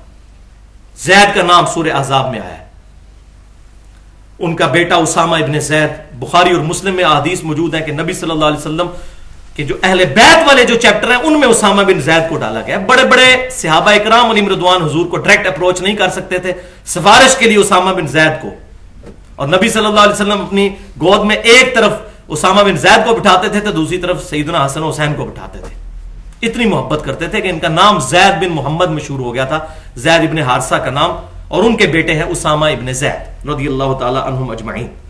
تو وہ بھی اہل بیت میں شامل. اسی طریقے سے سلمان فارسی کو نبی صلی اللہ علیہ وسلم نے اہل بیت میں آنری طور پر الحمدللہ شامل کیا. اس کے علاوہ بھی کافی صحابہ کرام علیہم رضوان. تو الحمدللہ ہمارا پہلا حصہ جو ہے الحمدللہ 40 منٹ کے اندر کنکلوڈ ہو گیا. اگلے انشاءاللہ 30 منٹ کے اندر دوسرا حصہ بھی امید ہے کنکلوڈ ہو جائے گا. ایک دفعہ دروشی پڑھ لیجئے. اللہم صلی علی محمد وعلی آل محمد کما صلیت علی ابراہیم وعلی آل ابراہیم انک حمید مجید. اللہم بارک علی محمد وعلی آل محمد کما بارکت علی ابراہیم وعلی آل ابراہیم انک حمید مجید. بھائیو 17 صحیح الاسناد حدیث کی روشنی میں اہل بیت اور خصوصاً سیدنا حسین ابن علی رضی اللہ تعالی عنہما کے فضائل انشاءاللہ سننے کی سعادت حاصل کریں گے. اور یہ 17 کا عدد میں نے ڈیڈکٹ کیا ہے, دن رات میں فرض رکعتیں جو ہے وہ 17 ہیں, تو یہ نسبت جو ہے 17 کی اس سے بھی ہے, ورنہ حدیث تو بہت تھی بیان کرنے والی. بھائی ان حدیث کو بیان کرنے سے پہلے یہ بھی سن لیجئے کہ یہ 17 کی 17 حدیث, ان میں سے کئی تو بخاری اور مسلم سے ہیں, ان کی صحت کا تو کوئی مسئلہ نہیں. بخاری اور مسلم کے علاوہ جتنی احادیث ہیں, ان احادیث کو دور حاضر کے دو بڑے اسماء و رجال کے جو امام ہیں, شیخ ناصر الدین البانی رحمۃ اللہ علیہ اور شیخ حافظ زبیر علی زئی حفظہ اللہ, دونوں نے ان احادیث کو صحیح قرار دیا ہے, بخاری مسلم کے علاوہ جو اس میں آئیں گی. بلکہ شیخ حافظ زبیر علی زئی صاحب نے اپنی شعراء افاق تصنیف جو ہے فضائل صحابہ, اس میں یہ تمام روایتیں الحمدللہ درج کی ہیں اور ان پر حکم بھی لگائے ہیں, جو مئی 2010 میں چھپ کے مکتبہ اسلامیہ سے مارکیٹ میں آ چکی ہے. تو اللہ کا نام لے کر شروع کرتے ہیں. پہلی حدیث صحیح مسلم میں حدیث ہے جو اہل سنت اور اہل تشیع کے درمیان متفقہ حدیث ہے, جس پر اجماع ہے, حدیث متواترہ ہے. چادر والی حدیث جس کو کہتے ہیں. نبی صلی اللہ علیہ وسلم نے اونی چادر اوڑی ہوئی تھی جس پہ ہانڈی کی شکل کے جو ہے وہ نقش و نگار بنے ہوئے تھے. اما عائشہ کہتی ہیں اتنے میں سیدنا حسن آئے تو نبی صلی اللہ علیہ وسلم نے ان کو اپنی چادر کے نیچے کیا. ذرا خوش نصیبی دیکھیں ان لوگوں کی, ہم تو ترستے ہیں حضور کی زیارت کو بھی. پھر سیدنا حسین آئے, حضور نے ان کو بھی اپنی چادر کے نیچے کیا. پھر سیدہ فاطمہ آئی, ان کو بھی اپنی چادر کے نیچے کیا. پھر سیدنا علی آئے, ان کو بھی اپنی چادر کے نیچے کیا. پھر آپ صلی اللہ علیہ وسلم نے صحیح مسلم انٹرنیشنل نمبرنگ کے مطابق 6261 نمبر حدیث, آپ صلی اللہ علیہ وسلم نے یہ آیت تلاوت کی, بسم اللہ الرحمن الرحیم, انما یرید اللہ لیذھب عنکم الرجس اہل البیت ویطہرکم تطہیرا. بے شک اے نبی کے گھر والوں, اللہ تعالیٰ تو یہی چاہتا ہے کہ تم سے ہر طرح کی ناپاکی دور کر کے تمہیں خوب صاف ستھرا کر دے. الحمدللہ. لہذا یہاں پر رافضیوں کے لیے بھی جو ہے وہ بڑا سوچنے کا مقام ہے. یہ حدیث بند کمرے میں ہوئی ہے اور اس کی راویہ اما عائشہ ہیں رضی اللہ تعالیٰ عنہا. اگر اما عائشہ کو کوئی بغض ہوتا ہے اہل بیت کے ساتھ تو کبھی حدیث بیان نہ کرتی. اما یہ حدیث بیان نہ کرتی, حدیث باہر ہی نہ آتی. بلکہ میں نے آپ کو صحیح مسلم میں انٹرنیشنل نمبرنگ کے مطابق موضوع کے مسے والے چیپٹر میں 639 نمبر حدیث بیان کی تھی صحیح مسلم سے, کہ سیدہ عائشہ کو کسی نے آ کے پوچھا کہ بتائیے کہ موضوع پر مسے کی مدت کتنی ہے, تو انہوں نے کہا جاؤ علی ابن ابی طالب سے جا کر یہ مسئلہ پوچھو, وہ اکثر حضور کے ساتھ سفر میں ہوا کرتے تھے. حضرت عائشہ بھی ہوتی تھی, لیکن حضرت عائشہ کو پتا تھا کہ جو قرب سیدنا علی کو حضور کا حاصل ہے وہ کسی اور کو حاصل نہیں ہے, تو وہ پھر تابعی سیدنا علی کے پاس آئے, اور حضرت عائشہ کا اگر بغض ہوتا تو کبھی نہ حضرت علی کی طرف بھیجتی. تو سیدنا علی سے آ کے مسئلہ پوچھا تو انہوں نے کہا ہاں, نبی صلی اللہ علیہ وسلم نے مسافر کے لیے 3 دن اور 3 رات اور مقیم کے لیے 1 دن اور 1 رات موضوع پر مسے کی مدت مقرر فرمائی تھی. الحمدللہ. دوسری حدیث بھی صحیح مسلم میں ہے. سیدنا سعد ابن ابی وقاص رضی اللہ تعالیٰ عنہ روایت کرتے ہیں انٹرنیشنل نمبرنگ کے مطابق صحیح مسلم فضائل علی والا چیپٹر 6220 نمبر حدیث, جو میں نے مسئلہ نمبر 55B میں ڈیٹیل کے ساتھ بیان کی تھی.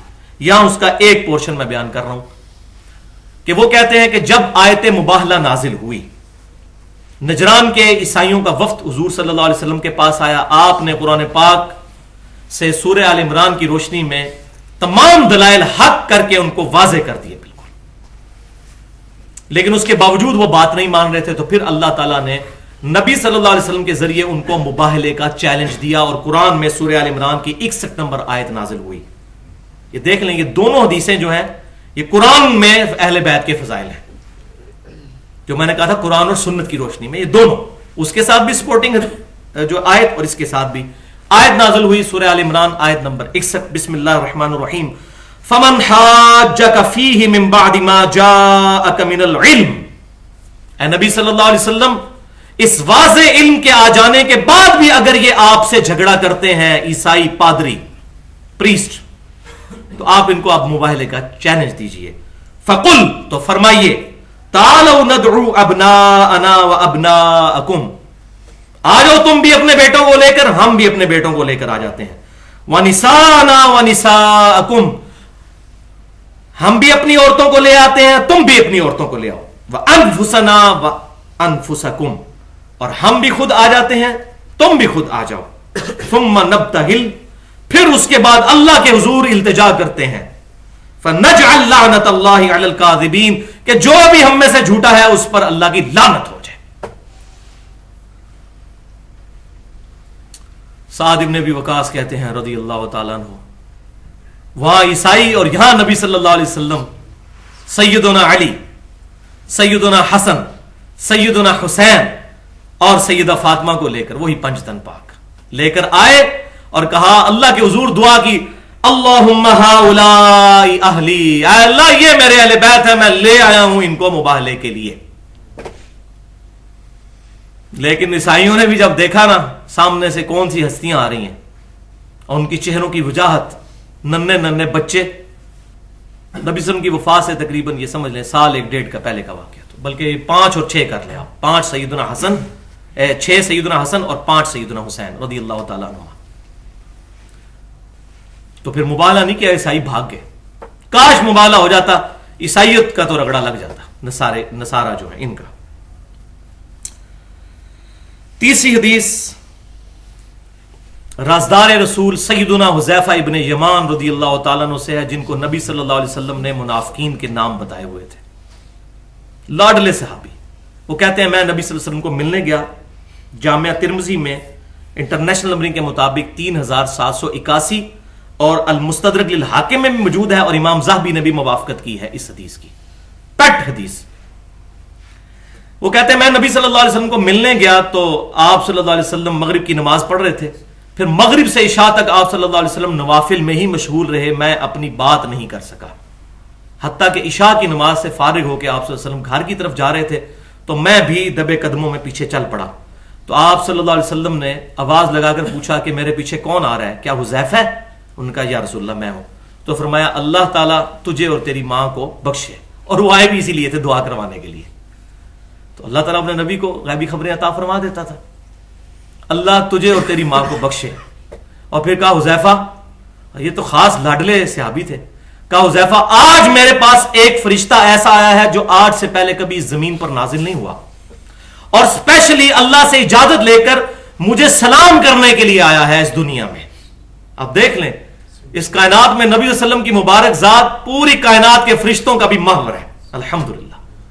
تو انہوں نے کہا میں نبی صلی اللہ علیہ وسلم کو سلام کر رہا ہوں، زمین پر یہ فرشتہ پہلے کبھی نہیں اترا، اس نے مجھے سلام کیا اور مجھے ایک خبر دی ہے بڑی اہم، کہ حسن و حسین جنتی نوجوانوں کے سردار ہیں اور میری بیٹی فاطمہ جنتی عورتوں کی سردار ہے، الحمدللہ۔ اور یہ جو حصہ ہے کہ فاطمہ جنتی عورتوں کی سردار ہے، یہ صحیح بخاری میں بھی ہے اور صحیح مسلم میں بھی ہے، وہ مشہور حدیث جو نبی صلی اللہ علیہ وسلم نے اپنی وفات سے کچھ عرصہ پہلے سیدہ فاطمہ کے کانوں میں ایک بات کہی تو وہ رو پڑی، اور پھر ایک بات کہی تو ہنس پڑی۔ تو بعد میں انہوں نے بتایا کہ نبی صلی اللہ علیہ وسلم نے مجھے کہا تھا کہ میری وفات کا وقت قریب آ رہا ہے، تو میں رو پڑی، اور پھر آپ صلی اللہ علیہ وسلم نے مجھے بشارت دی کہ تم جنتی عورتوں کی سردار ہو، اور میرے بعد سب سے پہلے اہل بیت میں سے تم مجھے ملو گی۔ اور 6 مہینے کے بعد سیدہ فاطمہ کا انتقال ہو گیا، 20 سال کی عمر میں، ہارڈلی 20 سال عمر تھی سیدہ فاطمہ کی جب ان کی وفات ہوئی رضی اللہ تعالی عنہم اجمعین۔ تو بھائیو یہ جو ٹائٹل ملا جنتی نوجوانوں کا سردار اور فاطمہ رضی اللہ تعالی عنہا کو جنتی عورتوں کی سردار، یہ کوئی خاندانی بیس پہ نہیں ہے، قرآن پاک میں ہے سورۃ الحجرات میں، ان اکرمکم عند اللہ اتقاکم، اللہ کے حضور تم میں سے سب سے بہتر جو ہے، سب سے بلند تر عزت والا وہ ہے جو تقوی کی بنیاد پر عزت والا ہے۔ یہ کیسے ہو سکتا ہے کہ نبی صلی اللہ علیہ وسلم کو اللہ تعالیٰ ان کی رشتہ داری کی نسبت کی وجہ سے سیدہ فاطمہ حسن و حسین کو یہ ٹائٹل دے دیں؟ نہیں، انہوں نے بہت بڑے بڑے کام کرنے تھے، واقعی انہوں نے بہت قربانیاں پیش کی، وہ آج مال نہیں ورنہ میں ڈیٹیل کے ساتھ بیان کرتا ہوں۔ چوتھی حدیث المستدرک الحاکم میں صحیح سند کے ساتھ 4774 نمبر ہے، اور امام ذہبی نے بھی موافقت کی ہے امام حاکم کی، اسی کی مزید ایکسٹینشن ہے۔ جب حاکم میں یہ روایت آئی ہے تو اس میں الفاظ یہ ہیں کہ حسن اور حسین جنتی نوجوانوں کے سردار ہیں، وَأَبُوهُمَا خَيْرُهُمَا، اور ان کے والد ان سے بھی افضل ہیں۔ کون؟ سیدنا علی ابن ابی طالب رضی اللہ تعالیٰ عنہ۔ فرمایا حسن و حسین جنتی نوجوانوں کے سردار ہیں اور ان کے والد ان سے بھی افضل ہیں، اور ان کے والد سے افضل کون ہے؟ وہ بھی الحمدللہ جامعہ ترمذی میں انٹرنیشنل نمبرنگ کے مطابق 3664 نمبر حدیث ہے۔ نبی صلی اللہ علیہ وسلم نے فرمایا کہ سیدنا ابو بکر اور عمر جنتی بوڑھوں کے سردار ہیں، تمام جنتی بوڑھوں کے سوائے انبیاء اور رسول کو چھوڑ کر۔ انبیاء اور رسولوں کے بعد چاہے پچھلی امتوں کے ہوں بوڑھے یا اس امت کے، سب کے وہ سردار ہیں۔ بوڑھے سے مراد یہ کہ جو دنیا میں بڑھاپے سے چلے گئے، تو سیدنا حسن حسین جنتی نوجوانوں کے سردار ہیں، ان لوگوں کے جو دنیا میں جوانی کی حالت میں فوت ہوئے، ورنہ جنت میں تو سارے جوان ہوں گے 30 سال کی عمر کے، دنیا سے جو گئے تو آپ صلی اللہ علیہ وسلم کبھی بھی محمل بات نہیں کریں گے۔ تو اس کی تطبیق آپٹیمل سولوشن یہ بنتا ہے کہ جو دنیا سے جوانی کی حالت میں گئے ان کے سردار سیدنا حسن و حسین، اور بوڑھوں کے سردار سیدنا ابو بکر و عمر۔ تو تمام جوانوں سے پھر افضل حسن و حسین، اور ان سے افضل سیدنا ابو بکر سیدنا علی، اور پھر ان سے افضل سیدنا ابو بکر اور عمر رضی اللہ تعالیٰ۔ اور سیدنا مولا علی رضی اللہ تعالیٰ عنہ، مولا کا مطلب مشکل کشا نہیں، دلی محبوب، مولا علی نے خود ہی فرما دیا، صحیح بخاری انٹرنیشنل نمبرنگ کے مطابق 3671 نمبر حدیث ہے۔ مولا علی رضی اللہ تعالیٰ عنہ کے بیٹے محمد ابن حنفیہ نے پوچھا، یہ حنفیہ نامی ایک عورت تھیں جن سے سیدنا علی نے بعد میں شادی کی، اور اہل سنت اور اہل تشیع کے ہاں محمد ابن حنفیہ کی جو ہے وہ احادیث ملتی ہیں، بلکہ جو مختار سقفی پر فلم بنائی ہے ایران والوں نے 30 قسطوں پر، اس میں بھی محمد ابن حنفیہ کو انہوں نے شو کیا ہے۔ تو محمد بن حنفیہ رحمۃ اللہ علیہ کہتے ہیں، صحیح بخاری 3671، میں نے اپنے والد سیدنا علی ابن ابی طالب سے پوچھا، ابا جان بتائیے اس امت میں رسول اللہ کے بعد سب سے افضل کون ہے؟ فرمایا ابو بکر، اللہ اکبر کبیرہ والحمد للہ کثیرہ وسبحان اللہ بکرۃ واصیلا۔ پوچھا ابا جان اس کے بعد کون؟ فرمایا عمر، اللہ اکبر کبیرہ والحمد للہ کثیرہ وسبحان اللہ بکرۃ واصیلا۔ اور پھر کہتے ہیں میں نے کہا کہ میں تیسری بار پوچھوں گا تو عثمان کا نام لیں گے، تو میں نے کہا حضرت تیسرا نمبر تو آپ کا ہی ہوگا ابو بکر عمر کے بعد، تو انہوں نے کہا کہ میں تو عام مسلمانوں میں سے ایک مسلمان ہوں۔ اللہ اکبر کبیرہ والحمد للہ کثیرہ وسبحان اللہ بکرۃ واصیلا، قربان اس عاجزی کے۔ تو میں یہ سمجھتا ہوں سورہ فصلت حامیم السجدہ کی آیت نمبر 33 کی صحیح تفسیر ہے، وَمَنْ أَحْسَنُ قَوْلًا مِّمَّنْ دَعَا إِلَى اللَّهِ وَعَمِلَ صَالِحًا وَقَالَ إِنَّنِي مِنَ الْمُسْلِمِينَ۔ اس سے بڑھ کر کس کی بات اچھی ہو سکتی ہے جو لوگوں کو اللہ کی طرف یعنی اس کتاب کی طرف بلائے اور خود بھی نیک اعمال کرے اور پھر بھی کہے کہ میں عام مسلمانوں میں سے مسلمان ہوں۔ اس کی پریکٹیکل تفسیر سیدنا علی کا یہ قول ہے کہ میں تو عام مسلمان، حالانکہ عام کدھر تھے بھائی، خاص مسلمانوں میں سے تھے، الحمدللہ۔ تو یہ ان کی عاجزی۔ پانچویں حدیث جامعہ ترمذی میں انٹرنیشنل نمبر کے مطابق 3759 3769 مسند امام احمد میں بھی ہے۔ نبی صلی اللہ علیہ وسلم نے سیدنا حسن و حسین کو اپنے سینے سے لگایا اور پھر اللہ کے حضور کہا کہ اے اللہ یہ دونوں میرے بیٹے اور نواسے ہیں، اے اللہ میں ان دونوں سے محبت کرتا ہوں، تو بھی ان سے محبت کر، اور جو ان دونوں سے محبت کرے ان سے بھی تو محبت کر اے اللہ۔ اللہ اکبر کبیرہ۔ تو بھائیو یہاں پر میں بھی یہ کہتا ہوں اور ہم بھی اس عہد کی تجدید کریں کہ الحمدللہ ہم تمام صحابہ اکرام علیہم رضوان، اہل بیت، خصوصاً سیدنا حسن و حسین اور ان کے والد کے ساتھ محبت کرتے ہیں۔ اللہ تعالیٰ قیامت والے دن ہمیں ان کے ساتھ محشور فرمائے، آمین۔ تو اسی کے کانٹیکسٹ میں اس سیدنا ابوبکر صدیق کے قول کو بھی یاد کر لیں جو میں نے پہلے بیان کیا، صحیح بخاری میں سیدنا حسن اور حسین والے چیپٹر میں، فضائل والے 3751 کہ ابو بکر رضی اللہ تعالیٰ عنہ کہتے ہیں، مولا ابو بکر ہمارے دلی محبوب کہتے ہیں کہ محمد صلی اللہ علیہ وسلم کی محبت کو محمد صلی اللہ علیہ وسلم کے اہل بیت کی محبت میں تلاش کرو. دیکھ لیں الحمدللہ. چھٹی حدیث جامعہ ترمذی میں، سنن نبی داؤد میں اور سنن نسائی میں موجود ہے. ترمذی میں انٹرنیشنل نمبر ہے 3774 کہ نبی صلی اللہ علیہ وسلم ایک دفعہ خطبہ دے رہے تھے.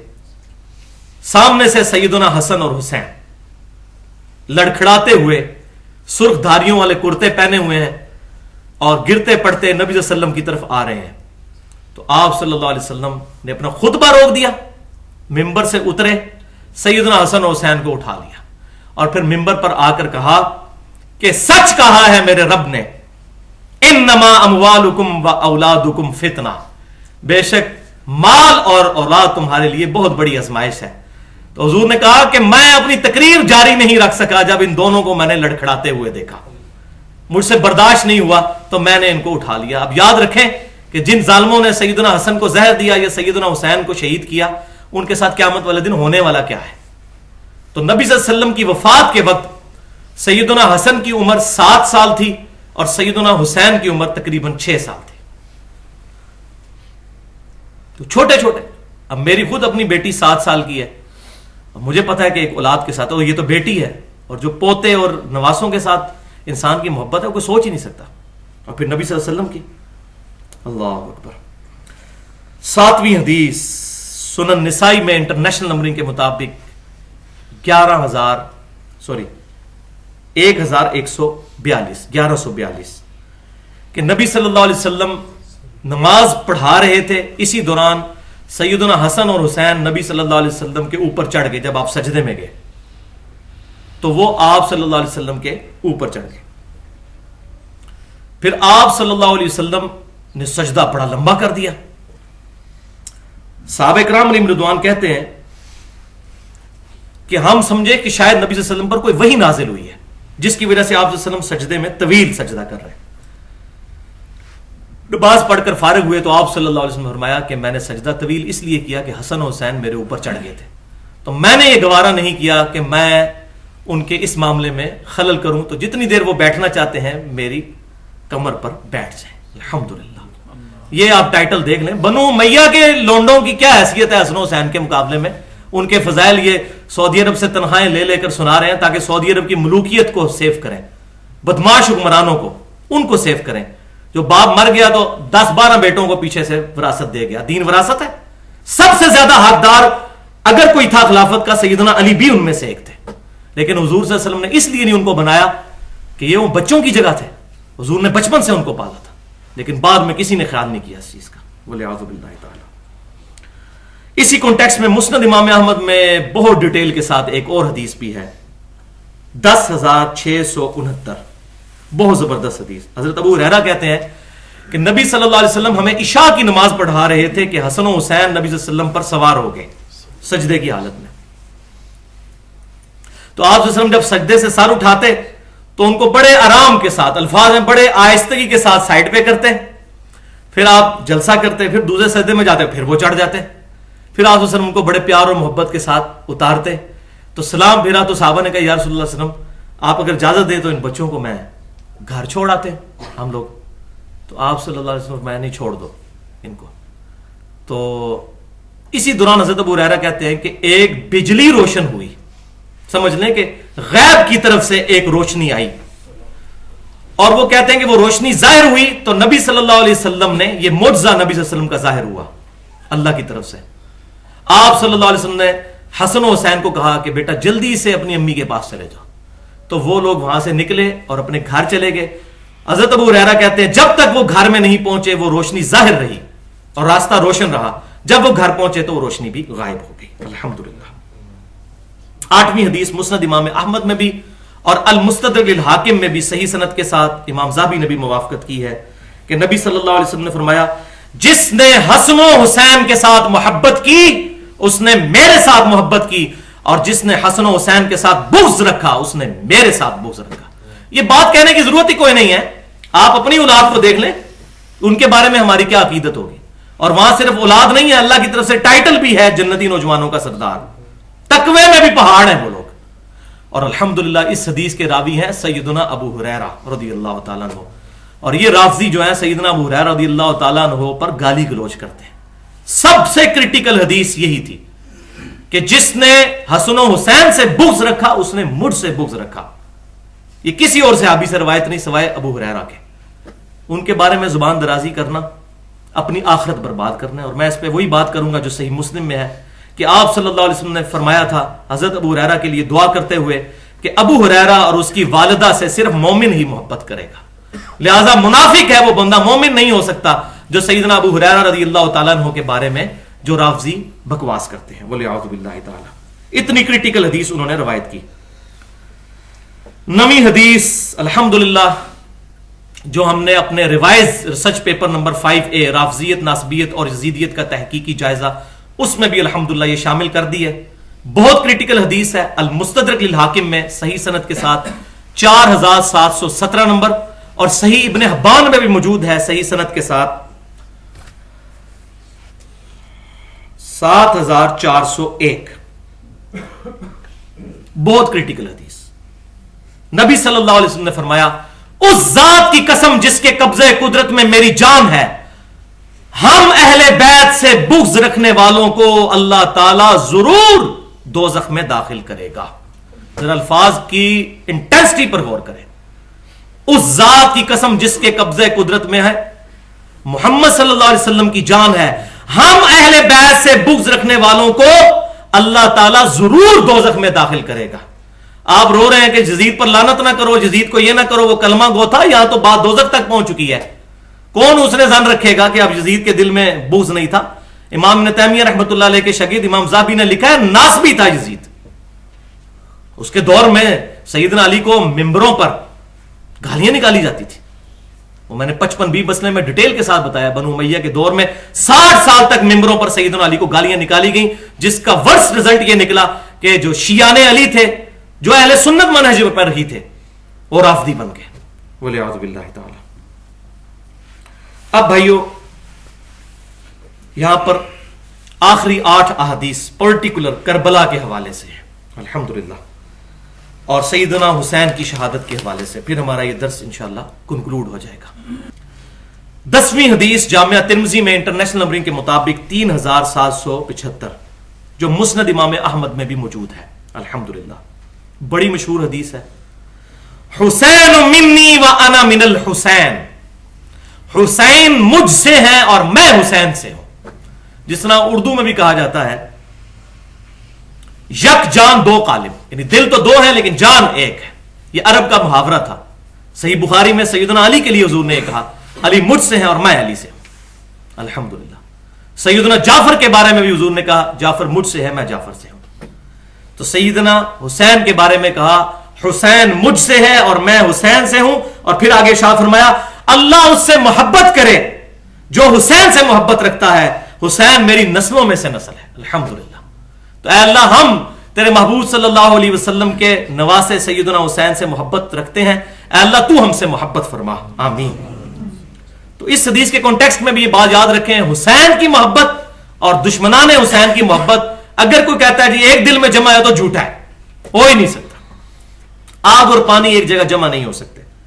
11ویں حدیث مسند امام احمد میں ہے، جلد 1 صفحہ 85 انٹرنیشنل نمبر کے مطابق 648.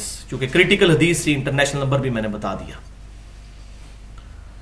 جنگ صفین کے دوران سیدنا علی فرات کے کنارے سے گزر رہے تھے، اور فرات کے کنارے آپ رضی اللہ تعالیٰ عنہ نے کہا اے ابو عبداللہ صبر کرنا فرات کے کنارے، ابو عبداللہ صبر کرنا فرات کے کنارے. تو ساتھیوں نے عرض کی کہ یہ آپ کس سے گفتگو کر رہے ہیں؟ ابو عبداللہ صبر کرنا فرات کے کنارے. ابو عبداللہ کنیت تھی سیدنا حسین ابن علی کی. تو پھر سیدنا علی نے وہ حدیث وہاں بیان کی. صفین پہ جاتے ہوئے فرات کے کنارے نینوا، دشت نینوا سے جب گزرے تو وہاں انہوں نے حدیث بیان کی. اللہ اکبر. کہنے لگے کہ ایک دن میں نبی صلی اللہ علیہ وسلم کی خدمت میں حاضر ہوا اور میں نے دیکھا کہ آپ صلی اللہ علیہ وسلم کی چشمان کرم سے مسلسل آنسو روا ہے. میں نے کہا اللہ کے رسول صلی اللہ علیہ وسلم میرے ماں باپ آپ پر قربان، آپ کو کس نے غمناک کر دیا؟ تو نبی صلی اللہ علیہ وسلم نے فرمایا کہ اے علی، ابھی ابھی جبرائیل میرے پاس سے اٹھ کر گئے ہیں اور انہوں نے مجھے بتایا کہ اے نبی صلی اللہ علیہ وسلم، آپ اس بچے سے اتنا پیار کر رہے ہیں، حسین سے، حسین کو گود میں اٹھایا ہوا تھا اور رو رہے تھے، جبکہ آپ کی امت آپ کے بعد اس کو قتل کر دے گی، اور اگر آپ چاہیں تو میں اس جگہ کی مٹی بھی آپ کو لا کر دکھا دوں۔ پھر انہوں نے یوں ہاتھ مارا اللہ کی دی ہوئی قدرت سے اور کربلا کی سرخ مٹی لا کر حضور کے سامنے رکھ دی۔ تو آپ صلی اللہ علیہ وسلم فرماتے ہیں کہ میں اپنے جذبات پر قابو نہیں رکھ سکا اور میری آنکھوں سے آنسو روا ہو گئے۔ اللہ اکبر کبیرہ۔ اسی حدیث کے کانٹیکسٹ میں نے یہ بات کہی تھی کہ اگر کوئی شخص واقعہ کربلا کو یاد کر کے روتا ہے تو یہ عین ثواب ہے کہ نبی صلی اللہ علیہ وسلم کی سنت ہے واقعہ ہونے سے پہلے۔ اور بعد والی بھی حدیث میں نے پچھلی دفعہ بیان کی تھی، وہ آج بھی آ جائے گی انشاءاللہ۔ اللہ اکبر۔ نبی صلی اللہ علیہ وسلم امت کی غمخواری کرنے والے اور امت آپ کے اہل بیت کے ساتھ ظلم کرنے والی، تو یہ کس حیثیت سے حوض کوثر پر حاضر ہوں گے؟ اور میرا خیال ہے یہ تو ٹاپ آف دا لسٹ ہوں گے، سحقن سحقن لمن غیر بعدی، جو بخاری اور مسلم کی متفقن علیہ حدیث ہے۔ ان پر پھٹکار ہو، ان کو مجھ سے دور کر دو، انہوں نے میرے بعد میرے دین کو بدل دیا تھا۔ اور یہ دھمکی بخاری اور مسلم میں نبی صلی اللہ علیہ وسلم نے انصار کو کہا تھا، انصار تم پر ظلم ہوں گے میرے بعد، صبر کرنا یہاں تک کہ مجھے حوض کوثر پر آ کر ملنا، حوض کوثر پہ ملنا تاکہ تمہارے دشمنوں کو میں وہاں سے نکالوں گا پھر حوض کوثر سے۔ یہ مطلب ہے انصار کے ساتھ کیا ظلم ہوئے، واقعہ حرہ کے اندر قتل ہوئے، صحابہ کرام قتل ہوئے یزید کی طرف سے، ان کی بچیوں ان کی عورتوں کے ساتھ برائی کی گئی، ڈیٹیل کے ساتھ موجود حافظ ابن کثیر رحمۃ اللہ علیہ لے کر آئے، احادیث کی کتابوں میں واقعہ حرہ بخاری اور مسلم میں بھی ملتا ہے۔ والعیاذ باللہ تعالی۔ 13ویں حدیث، ایک دفعہ یہ صحیح بخاری میں ہے 3753، اور قربان جائے امام بخاری رحمۃ اللہ علیہ سیدنا حسین کے فضائل والے چیپٹر میں اس حدیث کو لے آئے۔ ایک دفعہ عبداللہ بن عمر رضی اللہ تعالیٰ عنہما کے پاس ایک عراقی آیا اور اس نے مسئلہ پوچھا کہ بتائیے احرام کی حالت میں اگر کوئی مکھی یا مچھر کو مار دے تو اس کا کفارہ کیا ہے؟ چھوٹی چھوٹی باتوں پہ تقوی اور پرہیزگاری، اور بڑے بڑے جرم کرنے والے عراقی نجدی۔ آپ نے پوچھا یہ کون ہے سوال کرنے والا؟ بتایا گیا عراقی ہے، نجد بھی وہی ہے، میں یہاں پر نجد کا مسئلہ بھی انشاءاللہ کلیئر کر دوں گا۔ آپ نے فرمایا رضی اللہ تعالیٰ عنہ، یہ عراقی مجھ سے احرام کی حالت میں مکھی اور مچھر مارنے کا مسئلہ پوچھ رہے، حالانکہ یہ لوگ وہ ہیں کہ جنہوں نے اللہ کے نبی کے نواسے کو شہید کر دیا، جن کے بارے میں میں نے خود اپنے محبوب صلی اللہ علیہ وسلم سے یہ بات سنی تھی کہ حسن اور حسین دنیا میں میرے دو پھول ہیں۔ اللہ اکبر کبیرہ۔ یہ چھوٹی چھوٹی باتوں کی بات کر رہے ہیں، انہوں نے تو اتنا بڑا کام کر دیا۔ تو بھائیو، عراق جو ہے یہ فتنوں کی سرزمین ہے، یہیں سے خارجی بھی نکلے جن کو سیدنا علی نے پھر قتل کیا نہروان پر۔ بخاری اور مسلم میں پورے چیپٹر ہیں خوارج کے بارے میں۔ سارے فتنوں کی سرزمین یہ عراق، اور یہی نجد ہے، اور اس کی تفسیر بخاری اور مسلم سے میں کرتا ہوں تاکہ یہ نجد والا مسئلہ بھی حل ہو جائے جو زبان زد عام ہے۔ کسی کو کتاب و سنت کی بات کریں تو کہتے ہیں نجدی ہیں، حالانکہ خود نجدی ہیں، ان کی اپنی فکر نجد سے نکلی ہوئی ہے۔ چور بھی کہے چور چور۔ صحیح بخاری میں انٹرنیشنل نمبرنگ کے مطابق 7094 نمبر حدیث ہے، اور حدیث کے راوی ہیں عبداللہ بن عمر۔ یہی عبداللہ بن عمر جنہوں نے یہ حدیث روایت کی عراقی والی، اور اس حدیث کے راوی بھی کون ہے؟ عبداللہ بن عمر۔ 7094 صحیح بخاری۔ وہ کہتے ہیں کہ نبی صلی اللہ علیہ وسلم کی خدمت میں لوگ بیٹھے ہوئے تھے مختلف علاقوں کے، تو آپ صلی اللہ علیہ وسلم نے دعا کی، اے اللہ ہمارے شام میں برکتیں نازل فرما، ہمارے یمن میں برکتیں نازل فرما۔ تو وہاں پر کچھ نجدی بیٹھے تھے، انہوں نے کہا اے اللہ کے رسول نجد کے لیے بھی دعا کیجیے۔ تو آپ صلی اللہ علیہ وسلم نے پھر وہی دعا کی، اے اللہ ہمارے شام میں برکتیں نازل فرما، ہمارے یمن میں برکتیں نازل فرما۔ 3 دفعہ اسی طرح ہوا، 3 دفعہ نبی صلی اللہ علیہ وسلم نے اس طرح ہی کہا۔ چوتھی دفعہ آپ صلی اللہ علیہ وسلم نے فرمایا کہ نجد میں زلزلے ہوں گے اور وہاں سے شیطان کا سینگ نکلے گا۔ اور یہ بدبخت کہتے ہیں کہ یہ جو شیطان کا سینگ نکلا ہے یہ محمد بن عبد الوہاب صاحب رحمۃ اللہ علیہ ہیں جو سعودی عرب میں ظاہر ہوئے۔ اچھا جناب، یہ بخاری شریف کی حدیث کی شرح جو ہے وہ 1200 سال بعد آپ پر کھلی۔ پہلے کے لوگ کیا لکھتے آئے ہیں میں بتاتا ہوں کون ہے اصل میں. انہوں نے اپنے اوپر پردہ ڈالا ہے اصل میں, خود نجدی تھے نا. میری کوئی طرفداری نہیں ہے نہ ابن تیمیہ کے ساتھ نہ محمد بن عبد الوہاب کے ساتھ, ٹھیک ہے. ہماری دعوت کتاب و سنت کی دعوت ہے. ان کی بھی جو باتیں غلط ہیں وہ ڈنکے کی چوٹ پہ میں غلط کہتا ہوں. وسیلے والے لیکچر میں نے امام ابن تیمیہ کی ساری غلطیاں قرآن و سنت کی روح سے میں ان کو پوائنٹ آؤٹ کیا, جس کی وجہ سے کافی اہل حدیث بھائی بھی ناراض ہیں. تو ہوتے رہے بھائی, اہل حدیث بھائی بھی علماء, عوام نہیں ماشاءاللہ. اور میں یہ پھر مجھے کوئی آر نہیں یہ بات کہنے میں کہ الحمدللہ کتاب و سنت کی اور سلف صالحین کا جو فہم ہے, سب سے زیادہ اگر کوئی ایکسیپٹیبل کرنے والے لوگ ہیں تو اہل حدیث کی عوام ہے پہلے نمبر پر. یہ میرا انالیسس ہے, آپ اختلاف بھی کر سکتے ہیں. دوسرے نمبر پر بریلوی, اور تیسرے نمبر پر دیوبندی, اور چوتھے نمبر پر اہل تشیع ہے. علماء کی نہیں بات کر رہا, عوام کی.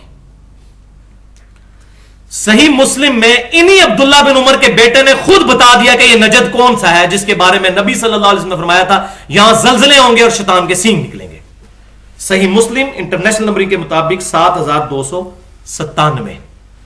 عبداللہ بن عمر کے بیٹے کہتے ہیں, وہی نجد والی حدیث روایت کرنے والے, ان کے بیٹے کہتے ہیں سالم بن عبداللہ, اے اہل عراق, نہ میں تم سے اس چھوٹی چیز کے بارے میں پوچھتا ہوں جو تم میرے والد سے مسئلہ پوچھتے ہو کہ احرام کی حالت میں مکھی اور مچھر مار دیں تو کیا کفارہ ہے, نہ یہ چھوٹی بات کے بارے میں پوچھتا ہوں اے اہل عراق, یہ الفاظ ہے اے اہل عراق, اور نہ اس بڑی چیز کے بارے میں جو تم کر گزرے, یعنی حسین ابن علی کو تم نے شہید کیا. میں نے اپنے والد سے سنا. کون؟ عبداللہ بن عمر, وہی جو نجد والی حدیث کے. مسلم شریف میں وہ کلیئر کر رہے ہیں حدیث کی تفسیر حدیث سے ہو رہی ہے. میں نے اپنے والد سے سنا, انہوں نے رسول اللہ سے سنا تھا صلی اللہ علیہ وسلم کہ یہاں سے شیطان کے سینگ نکلیں گے. کیا کہا؟ اے اہل عراق. صحیح بخاری میں خوارج والے چیپٹر میں الفاظ موجود ہیں صحابہ کے عراق کی طرف اشارہ کر کے وہ کہتے تھے کہ یہ نجدی جو ہیں ان کی ایک شکل خوارج بھی تھے, یشیروا الی العراق. اور الحمدللہ اس ویڈیو کی وساطت سے ایک بات بتا دوں کہ یہ جو حدیث ہے نا, اے اللہ ہمارے یمن میں برکت نازل فرما, ہمارے شام میں اور نجد, مسند امام احمد میں صحیح سند کے ساتھ یہی روایت ہے. اس میں یہ الفاظ ہیں کہ انہوں نے عرض کی نجدیوں نے, اے اللہ کہ نبی صلی اللہ علیہ وسلم ہمارے عراق کے بارے میں بھی دعا کیجیے. اس میں نجد نہیں عراق کے الفاظ ہیں مسند امام احمد میں. تو نبی صلی اللہ علیہ وسلم نے فرمایا وہاں سے شیطان کا سینگ نکلے گا. لہٰذا عراق کے الفاظ بھی مسند امام احمد میں موجود ہیں. ایک حدیث دوسری کی شرح بھی کرتی ہے. الحمدللہ یہ مسئلہ بھی بالکل کلیئر ہو گیا. اس پہ پورا ریسرچ پیپر بھی ہے, ہمارے ایک بھائی ہیں انہوں نے لکھا ہے, کسی کو چاہیے ہو تو نیٹ پہ 35 صفحوں کا میں انشاءاللہ آپ کو ای میل بھی کر سکتا ہوں. تو بھائیو یہ حدیث 1400 سال سے موجود تھی. محدثین ہمیشہ سے عراق والوں کو نجدی کہتے آئے ہیں. امام بخاری نے باب باندھا ہے کہ یہ خوارج ہیں. یہ ساری کی ساری چیزیں آتی ہیں. ابن حجر اسقلانی رحمۃ اللہ علیہ المتوفی 852 ہجری, جنہوں نے فتح الباری صحیح بخاری کی شرح کی, یہ سب شروع سے لکھتے آئے کہ یہ مراد عراق ہے. لیکن ہوا یہ کہ جب توحید کی دعوت پھیلنا شروع ہوئی حرمین کے اندر, تو پھر پتہ ہے مولویوں کے پیٹ پہ جب لات پڑ جائے تو پھر مولوی کو تو آپ نے سمجھ لیں کہ اس کی پوچھل پہ پاؤں رکھ دیا, اس کی دم پہ پاؤں رکھ دیا. انہوں نے کہا کوئی حدیث لا کے فٹ کرو اس کے اوپر. جس طرح یہاں بھی جیلم میں بھی ایسے لوگ موجود ہیں جو وہ خوارج والی حدیث پڑھتے ہیں کہ وہ قرآن پڑھیں گے اور قرآن ان کے حلق سے نیچے نہیں گزرے گا, اور ہمیں کہتے ہیں یہ درس قرآن علی دیتا ہے, یہ خارجی ہے. دیکھ تو پھر درس قرآن تو نبی صلی اللہ علیہ وسلم دیتے رہے ہیں. یتلو علیہم آیاتہ ویزکیہم ویعلمہم الکتاب والحکمہ. یہ آلہ انسٹرومنٹ, یہ انسٹرومنٹ آف دعوت کس کا ہے؟ نبی صلی اللہ علیہ وسلم کا. صحابہ اکرام اس سے دعوت دیتے ہیں. وجاہدہم بہ جہادا کبیرا. اس کتاب کی دعوت کے ذریعے بڑا جہاد کیجیے. سورہ فرقان آیت نمبر 52.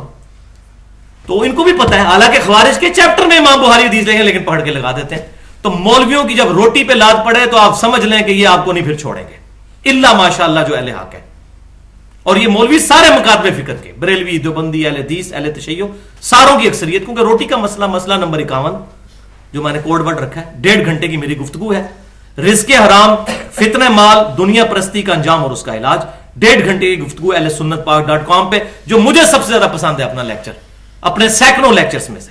ادھر میں نے پول کھولے کہ قرآن کی روح سے حرام خور اور دنیا پرست مولوی کو ہی کہا گیا. یہ ساری آیات ان کے بارے میں.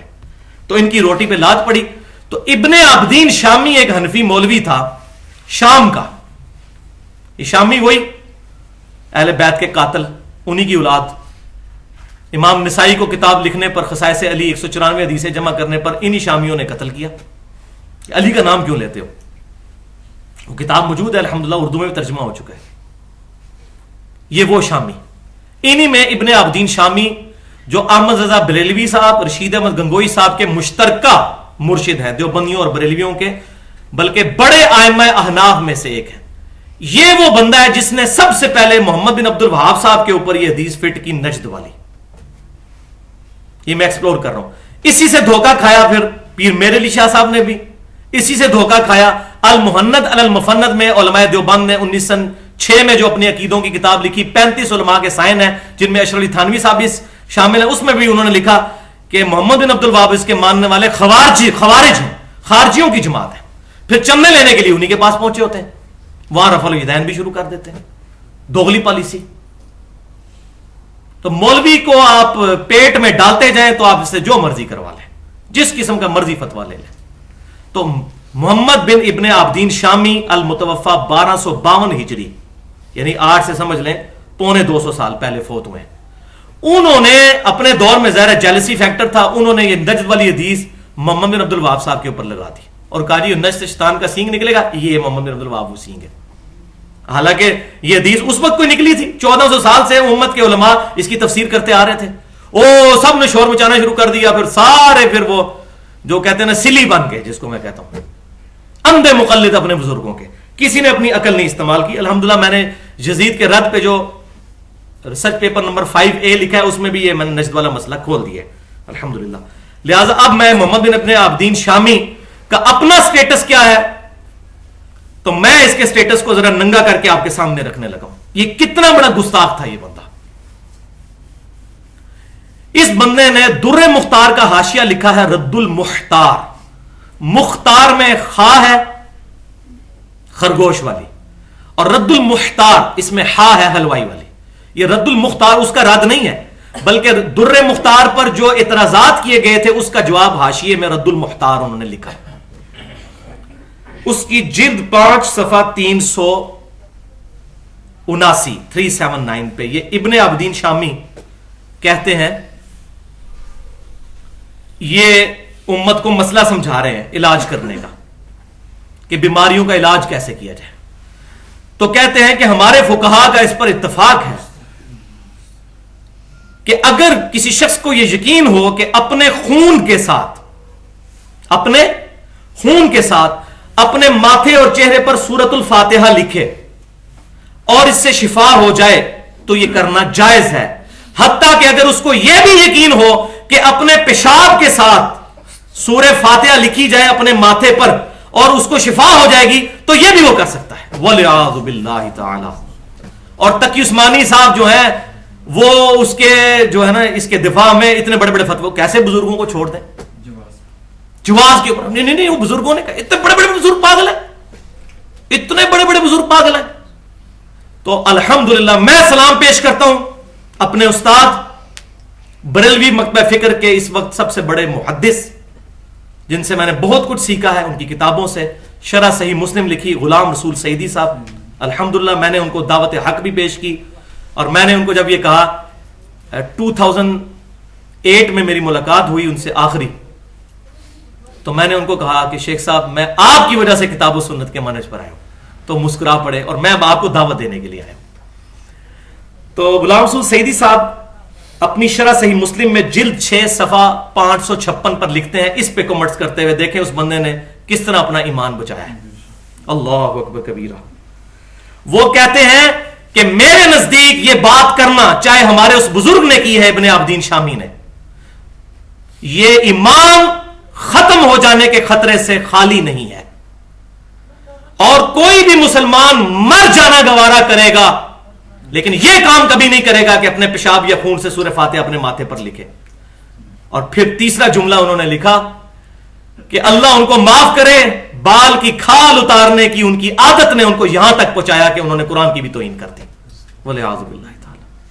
یہ غلام رسول سعیدی صاحب نے ماشاءاللہ میں سمجھتا ہوں تو ایسا اگر اس کا نام حنفی ہونا ہے تو ایسے حنفی ہم بھی ہیں. یہ کتاب و سنت کے خلاف کسی کی بھی بات ہے اس کو چھوڑ دیا جائے الحمدللہ. تو یہ انہوں نے خود اس حوالے سے ان کا پوسٹ مارٹم کر دیا. 14ویں حدیث مسند امام احمد میں جلد 6 صفحہ 298 حدیث نمبر 26,592. جب سیدنا حسین کی شہادت کی خبر آئی، ام سلمہ زندہ تھیں ابھی، حضور کی وہ بیوی ہیں جو سب سے آخر میں فوت ہوئی 62 ہجری میں، بیویوں میں سے. واقعہ کربلا بھی ان کی زندگی میں ہوا. شہادت کی خبر آئی تو انہوں نے پہلے تو وہ حدیث سنائی، وہ حدیث چادر والی حدیث حضرت عائشہ والی، انما یرید اللہ لیذھب عنکم الرجس اہل البیت ویطہرکم تطہیرا، اور کہا کہ اہل بیت میں سے تھے حضرت حسین اور ان کو انہوں نے عراقیوں نے شہید کر دیا.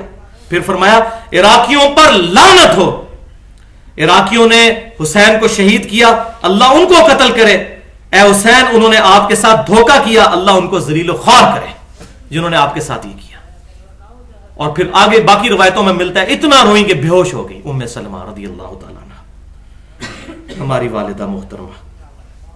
15ویں حدیث صحیح بخاری میں انٹرنیشنل نمبرنگ کے مطابق 3748 اور جامعہ ترمذی میں 3778. اور امام بخاری اس حدیث میں حضرت حسین کے ساتھ علیہ السلام لکھا ہے انہوں نے.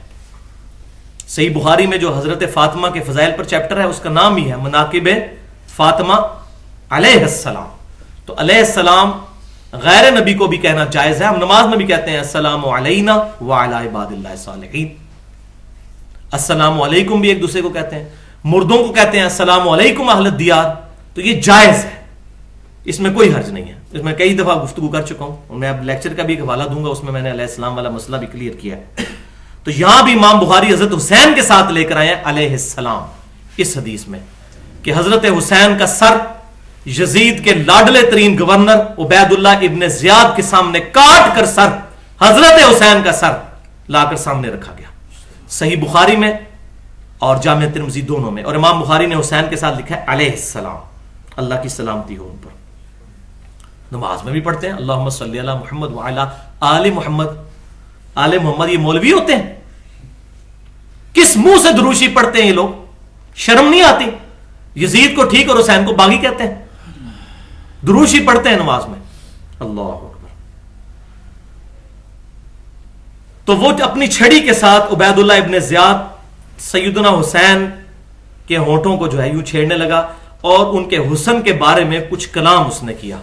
تو سیدنا انس بن مالک وہاں بیٹھے ہوئے تھے جنہوں نے حضور کو 10 سال تک وضو کروایا. حضور صلی اللہ علیہ وسلم کے بعد 82 سال تک زندہ رہے اور 93 ہجری میں فوت ہوئے. یہ بصرہ میں رہتے تھے، مدینہ شریف سے بصرہ چلے گئے ہوئے تھے. بصرہ اور کوفہ جو ہے وہ قریب قریب ہی ہیں، تھوڑا ہی فاصلہ ہے. تو کچھ کلام کرنے لگا تو حضرت انس تڑپ اٹھے. تو انہوں نے وہاں پر ایک جملہ ارشاد فرمایا، اللہ کی قسم حسین سب سے زیادہ نبی صلی اللہ علیہ وسلم کی مشابہت رکھتے تھے، حضور کے ہم شکل تھے، اور تو ان کے حسن میں کوئی بات کرنے لگا ہے. اللہ اکبر اللہ اکبر. یہاں میں بتا دوں کہ پچھلے لیکچر میں نے مسئلہ نمبر 61 میں بھی ایک روایت بتائی تھی. وہ حدیث جو ہے وہ ضعیف ہے، اس میں آمش مدلس ہے. 3780 نمبر کے ابن زیاد کا جب سر لا کر رکھا گیا تھا کوفے کی مسجد میں تو ایک اژدہا اس کے ناک میں گھس گیا تھا. وہ روایت ضعیف ہے، لیکن اس سے بہت زیادہ خطرناک روایت باقی اس کے ساتھ تو یہ ہوا تھا، مختار سقفی نے سب کو قتل کیا تھا. اس سے بہت زیادہ خطرناک روایت جس نے مجھے جو ہے ہلا کر رکھ دیا ہے قاتلین حسین کے بارے میں، وہ المستدرک للحاکم میں 4717، صحیح ابن حبان میں 7104 ہے کہ نبی صلی اللہ علیہ وسلم نے کہا اس ذات کی قسم جس کے قبضہ قدرت میں میری جان ہے، ہم اہل بیت سے بغض رکھنے والوں کو اللہ تعالیٰ ضرور دوزخ میں داخل کرے گا. وَلِعَاذُ بِاللَّهِ تَعَالَى. اللہ اکبر. تو بھائیو آج محل نہیں ہے قسطنطنیہ کی جو بشارت فٹ کرتے ہیں غلط طریقے سے یزید کے اوپر، اور یہ باقی اس طرح کے ایشوز یہ میں پچھلے سال ریکارڈ کروا چکا ہوں. 14 اور 15 محرم الحرام 1433 ہجری کی درمیانی رات 10 دسمبر 2011 کو مسئلہ نمبر 61 کے نام سے اہل سنت پاک.com پر 2 گھنٹہ اور 22 منٹ کی گفتگو ہے. اس میں نے سارے ایشوز کو الحمدللہ کریٹیکلی ایڈریس کیا ہے، بلکہ وہ ایکسپلوسیو لیکچر ہے اس پوائنٹ آف ویو سے. تو وہ جس کو شوق ہو تو وہ اس میں ڈیٹیل دیکھ سکتا ہے. اللہ اکبر. اب سیکنڈ لاسٹ حدیث 16ویں حدیث مسند امام احمد سے، بہت کریٹیکل حدیث، اور یہ وہ حدیث ہے جس نے مجھے فکر حسین کو زندہ کرنے کے لیے آواز اٹھانے پر مجبور کیا۔ اللہ اکبر۔ غدیر خم کے بعد سب سے کریٹیکل حدیث یہی ہے، حدیث متواترہ ہے، ابن عباس سے کئی شاگردوں نے اس کو روایت کیا۔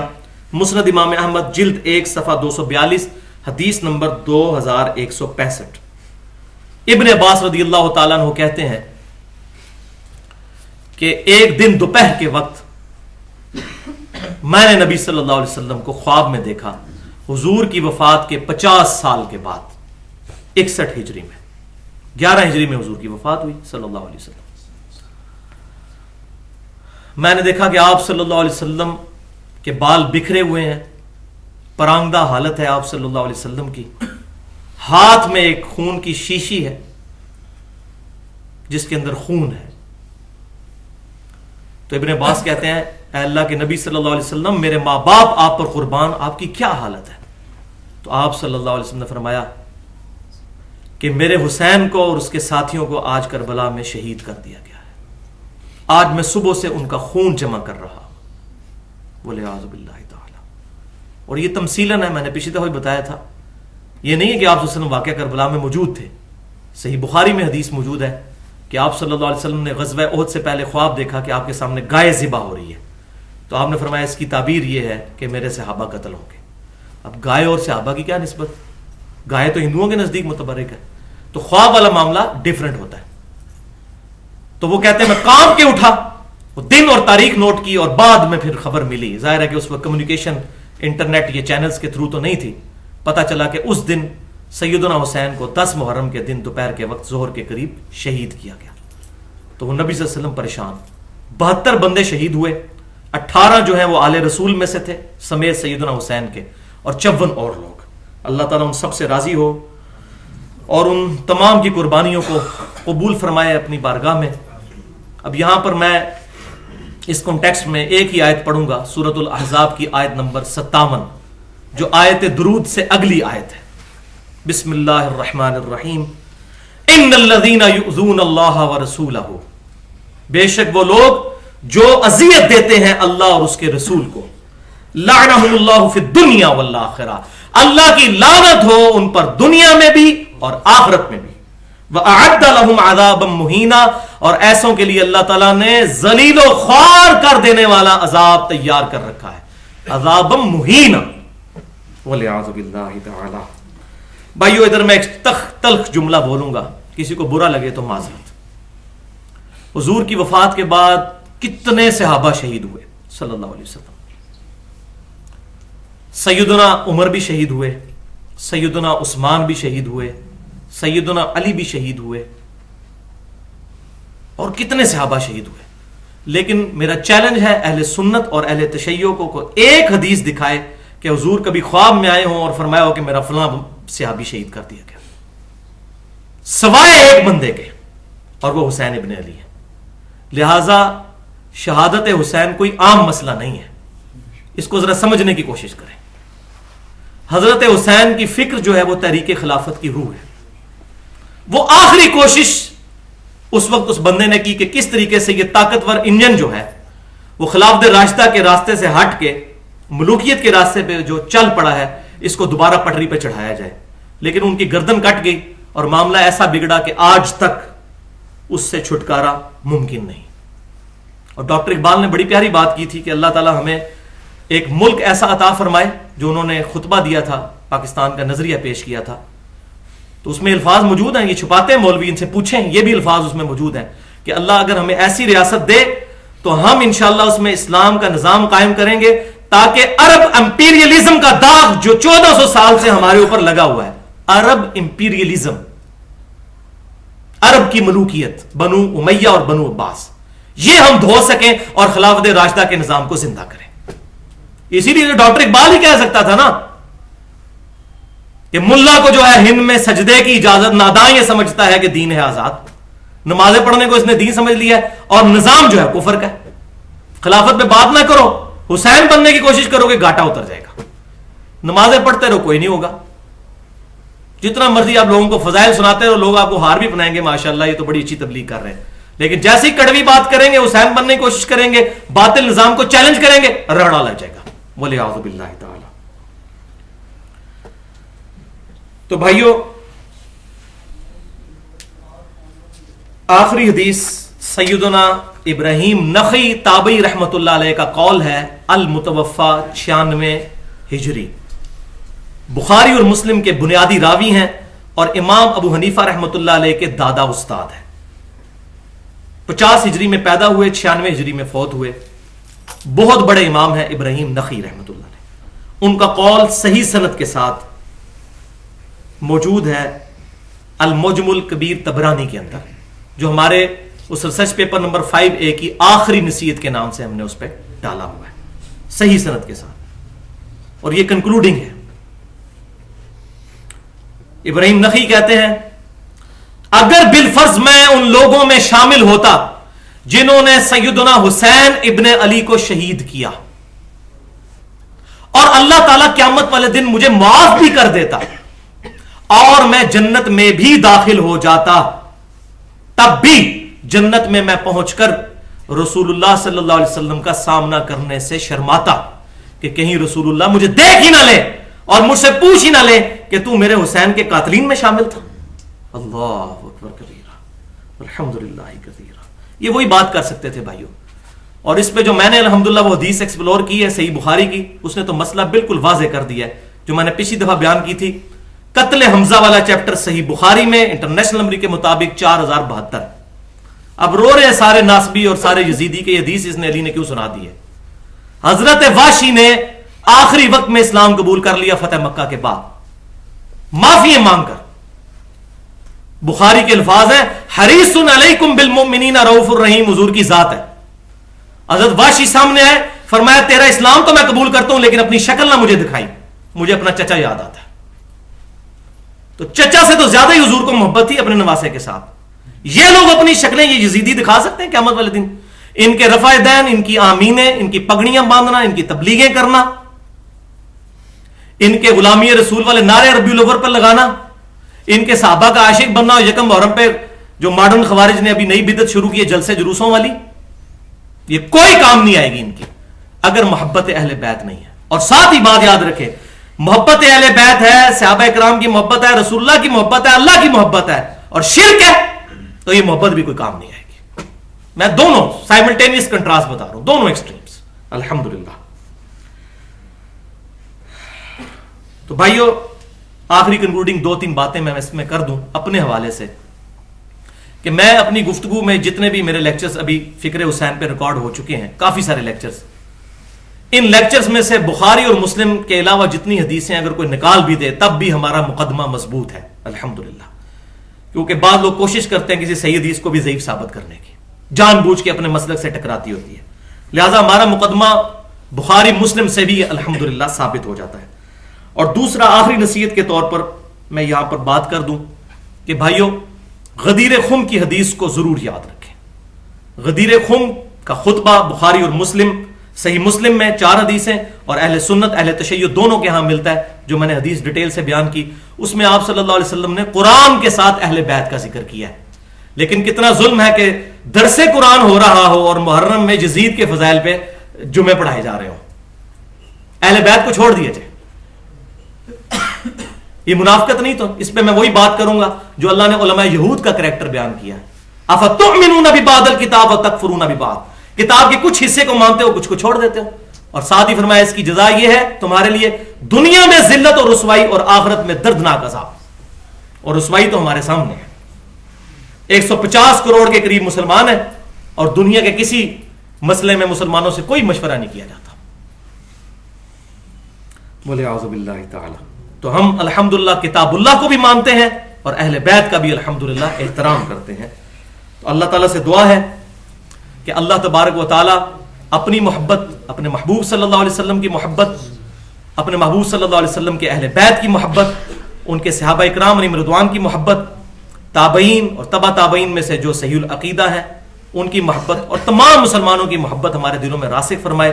اللہ تعالیٰ ہمیں کتاب و سنت کی تعلیمات کو سلف صالحین کے فہم کے مطابق اجماع کو حجت مانتے ہوئے لوگوں تک پہنچانے کی توفیق عطا فرمائے.